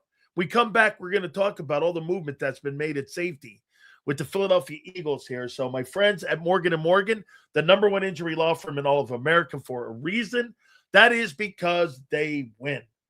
Look, I told you about the family in Pennsylvania that was initially offered $650K. They ended up getting $26 million in a settlement. Well, the family down in Florida that was initially offered $350,000, they ended up getting nearly $12 million. Folks, do me a favor. Go to forthepeople.com/big sales or pound love 529. That's forthepeople.com/big sales or pound love 529. And do me a favor. You tell them Big Sale sent you. There's a reason Detective Johnson is the gossip king. Oh, did you hear? Jackie and Tom are getting a divorce? Sad. Well, I heard that Ashley Had work done on her face? Yeah, oof. Just like there's a reason Morgan & Morgan is America's largest injury law firm. Injured? With over $25 billion recovered for our clients, there's a reason to go big. Bathroom? Okay. Morgan & Morgan, America's largest injury law firm. Oh, okay. Ignite your nights with free live entertainment daily, only at Live Casino and Hotel Philadelphia's Center Bar. 7 days a week, enjoy some of the region's top party bands, performers, and DJs as they take the stage in the heart of the casino action. Great cocktails, live music, and lively moments. It's all happening at Center Bar at Live Casino and Hotel Philadelphia. Visit livecasinophilly.com for more details and the complete list of upcoming events. Must be 21 or older. Gambling problem? Call 1-800-GAMBLER. This is Eric. When he got injured in a car accident, He called Morgan & Morgan. He not only gets a lawyer, he gets trial lawyers like Sam and Jessica, who are in it to win it. He gets his own investigators, with briefcases, leather ones. And if you ever have questions, our customer service folks keep things rolling. Injured? We're your army. Morgan & Morgan, America's largest injury law firm. Welcome to the Jet Setters. And the High Rollers. To the Shot Takers. And the Tastemakers. Welcome to the Viewfinders. The Thrill Seekers. And the Night Owls. Welcome to everything you could possibly want on one 5-mile island. Welcome to the Wildwoods. Book your stay today. In our hometown, we all look out for each other. We go the extra mile to lend a helping hand. We step up to keep our communities going strong. And at Independence Blue Cross, we're here to keep you going strong. We've been deeply rooted in our communities for more than 85 years. And that connection to members has earned us our spot as the #1 health insurer in the region. So while you look out for your neighbors, know IBX is always looking out for you.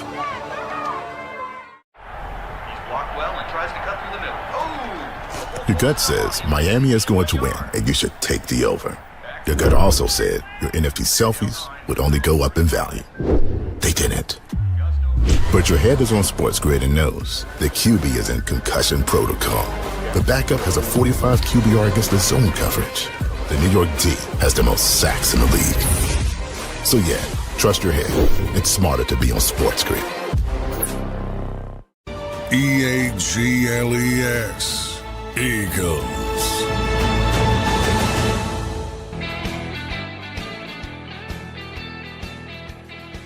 So the Eagles have made moves.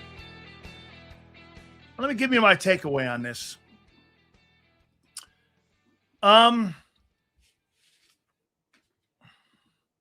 More about the Atlanta Falcons acquiring safety. This is Adam Schefter acquiring safety Sidney Brown, a trade with the Philadelphia Eagles in a deal that also included a swap of the 4th and 6th rounders. I think it's a cover deal. It's okay.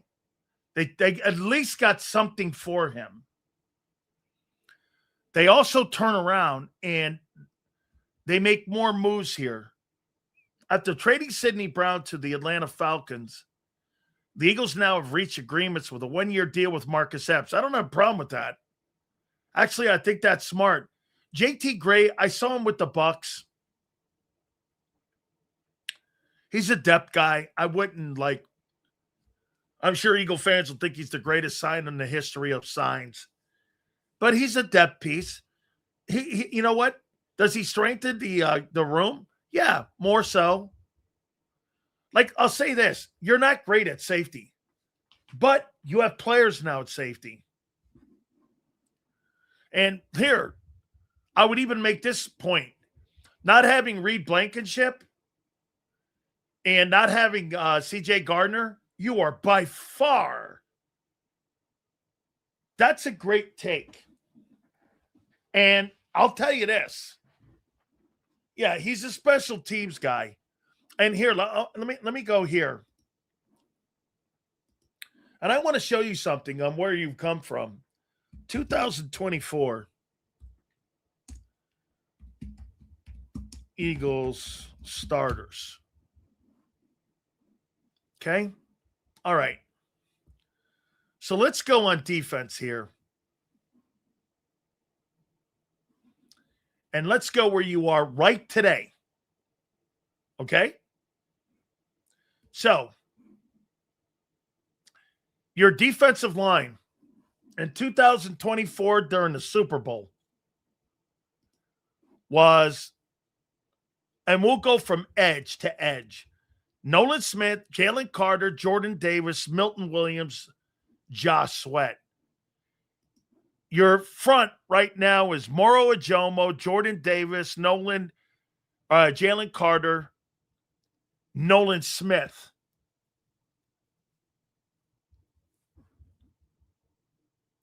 Do you think you're better now or then?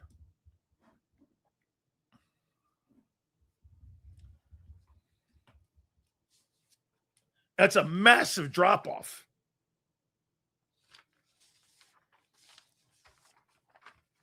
That's a massive drop-off. And losing Jalen Phillips. Time will tell. I asked you a question. Do you think you're better today than you were in 24? That's just 2 years ago. And we're going to do every position. Do you think you're better?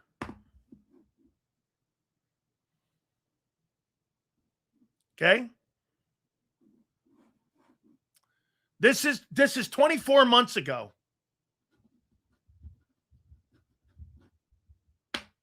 Okay. Not right now. Okay. Well, where are you going to get better, dude? So let's do this. Let's go to the linebackers. Bond and Nakobe Dean and Campbell and Bond. Are you better today or are you better in 24?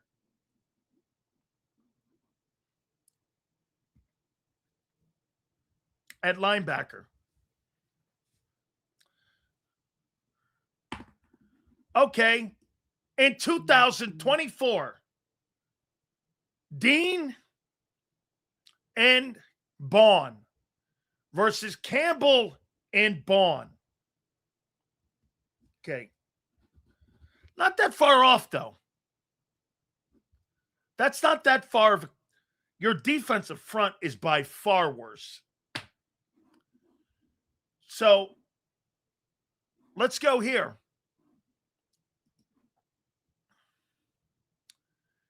Your corners, Slay and Mitchell.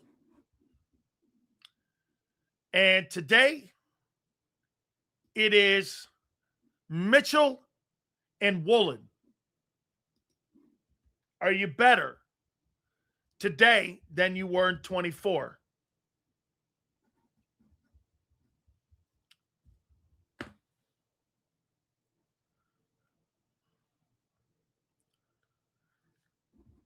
You think you're better today than you were in 2024? You're fucking an idiot. You're better today. You think you're better today than Slay and Quinyon Mitchell in 24. You think you're better when a guy was just sent packing in Seattle. You think you're better. What an idiotic take. You know you're not better. You're not better today. Okay? Safety. Gardner Johnson and Blankenship. Today. Makuba.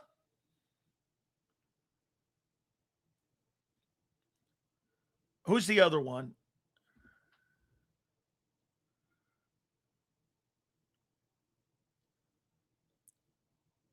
Makuba and Epps. Gardner Johnson and Blankenship, or Epps, better in 24.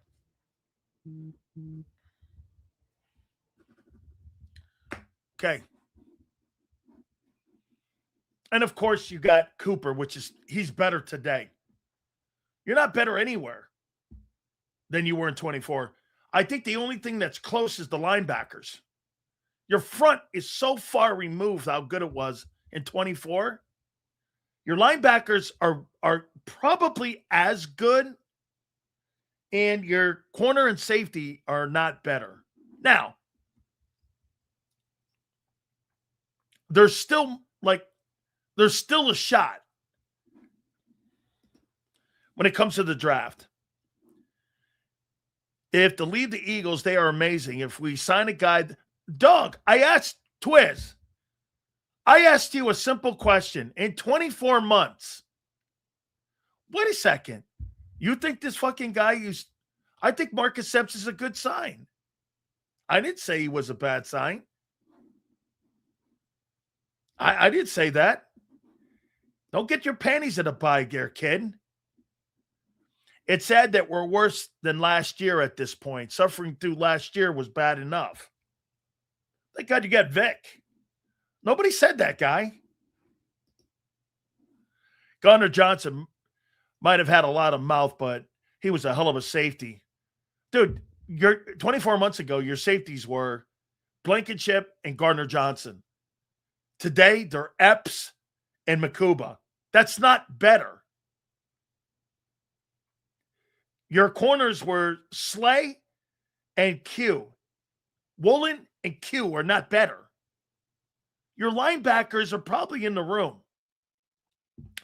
Your front is nowhere near it. I mean, dude, here was your front 24 months ago. Okay, 24 months ago, it was Nolan Smith, Jalen Carter, Jordan Davis, Milton Williams, Josh Sweat. This year, it's Moro Jomo, Davis Carter, Nolan Smith, and Jalix Hunt. You're nowhere near as good. The biggest change in the line is the edge, missing Sweat. And I think also missing Milton. I'm aware. I do it all the time. Love the Blades brothers. Phenomenal. Let's see here. Based on what? Fucking winning. This guy here, I love how he comes here every day. Don't worry, son. You can go back to your room later on after I'm done with you here. This guy will have you believe that the talent that they have on the starting lineup right now is somewhere near what those guys were 24 months. Records don't mean dick, dude. They don't mean shit. Zero. Except for winning your division. Just because you win the most games doesn't mean you're going to win the Super Bowl. You could be in a shitty, get this, you could be in a shitty division. Hey, get this, 11 wins. Do you know how many wins the Eagles would have if they played in the NFC West? They'd have 9 wins. You'd have 9 wins if you played in the West. 9. You're lucky you play in the East. You're lucky you play in the East. You're lucky you play in the East. You are lucky. It's like the Bills in the AFC East. You are lucky. Lucky. Eagles own the Rams. And the Chargers own you. Right? Acting like our East team's the beast. I mean, of course they go. They're not a wash. Do you think Moro Jomo is just as good a player as Milton Williams? Okay, I'll tell you what. If that's the case, I can't wait to see his next contract. I can't wait. NFC East is still a battlefield. Put some respect on it. Okay, put some respect on the NFC East. One team had a winning record last year. And in the NFC West, 3 teams came out of the West with 12 or more wins. Yeah, okay. Let's see here. There you go. That's what I'm talking about. A lesser defense. 14 wins.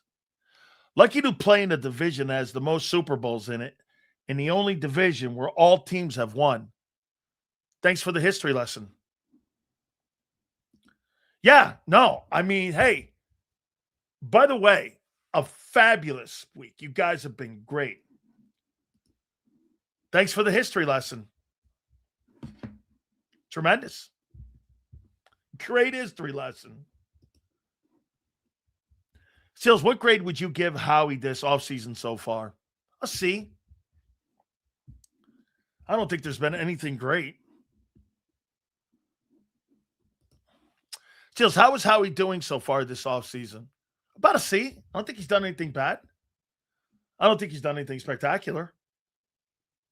I don't think there's really anything to sit there and go, well, again, look, I think you signed Timo guys again. Except for the Epps deal. I'm okay with the Epps sign. Epps and Makuba, that's not awful. That's not playmakers. That's not Blankenship and Gardner Johnson. But they're dudes. Hey, wait a minute. So do people in here really believe that you're better at safety now than you were 24 months ago? With Gardner Johnson and with Reed Blankenship? Are you better today at safety? You think? You got an upgraded corner. From Adoree Jackson? Maybe. I think the Woolen sign is good. I mean, 1 year, $15 million. Or 1 year, whatever it is, $12 million. I think it's a prove-it year. If he was good, he would have got a 3-year contract.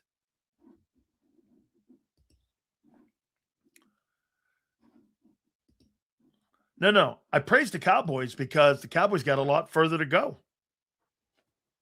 Guys, enjoy the NCAA. We shall see you next week, and make sure you stay tuned to JAKIB because Howie looks like he's moving and shaking.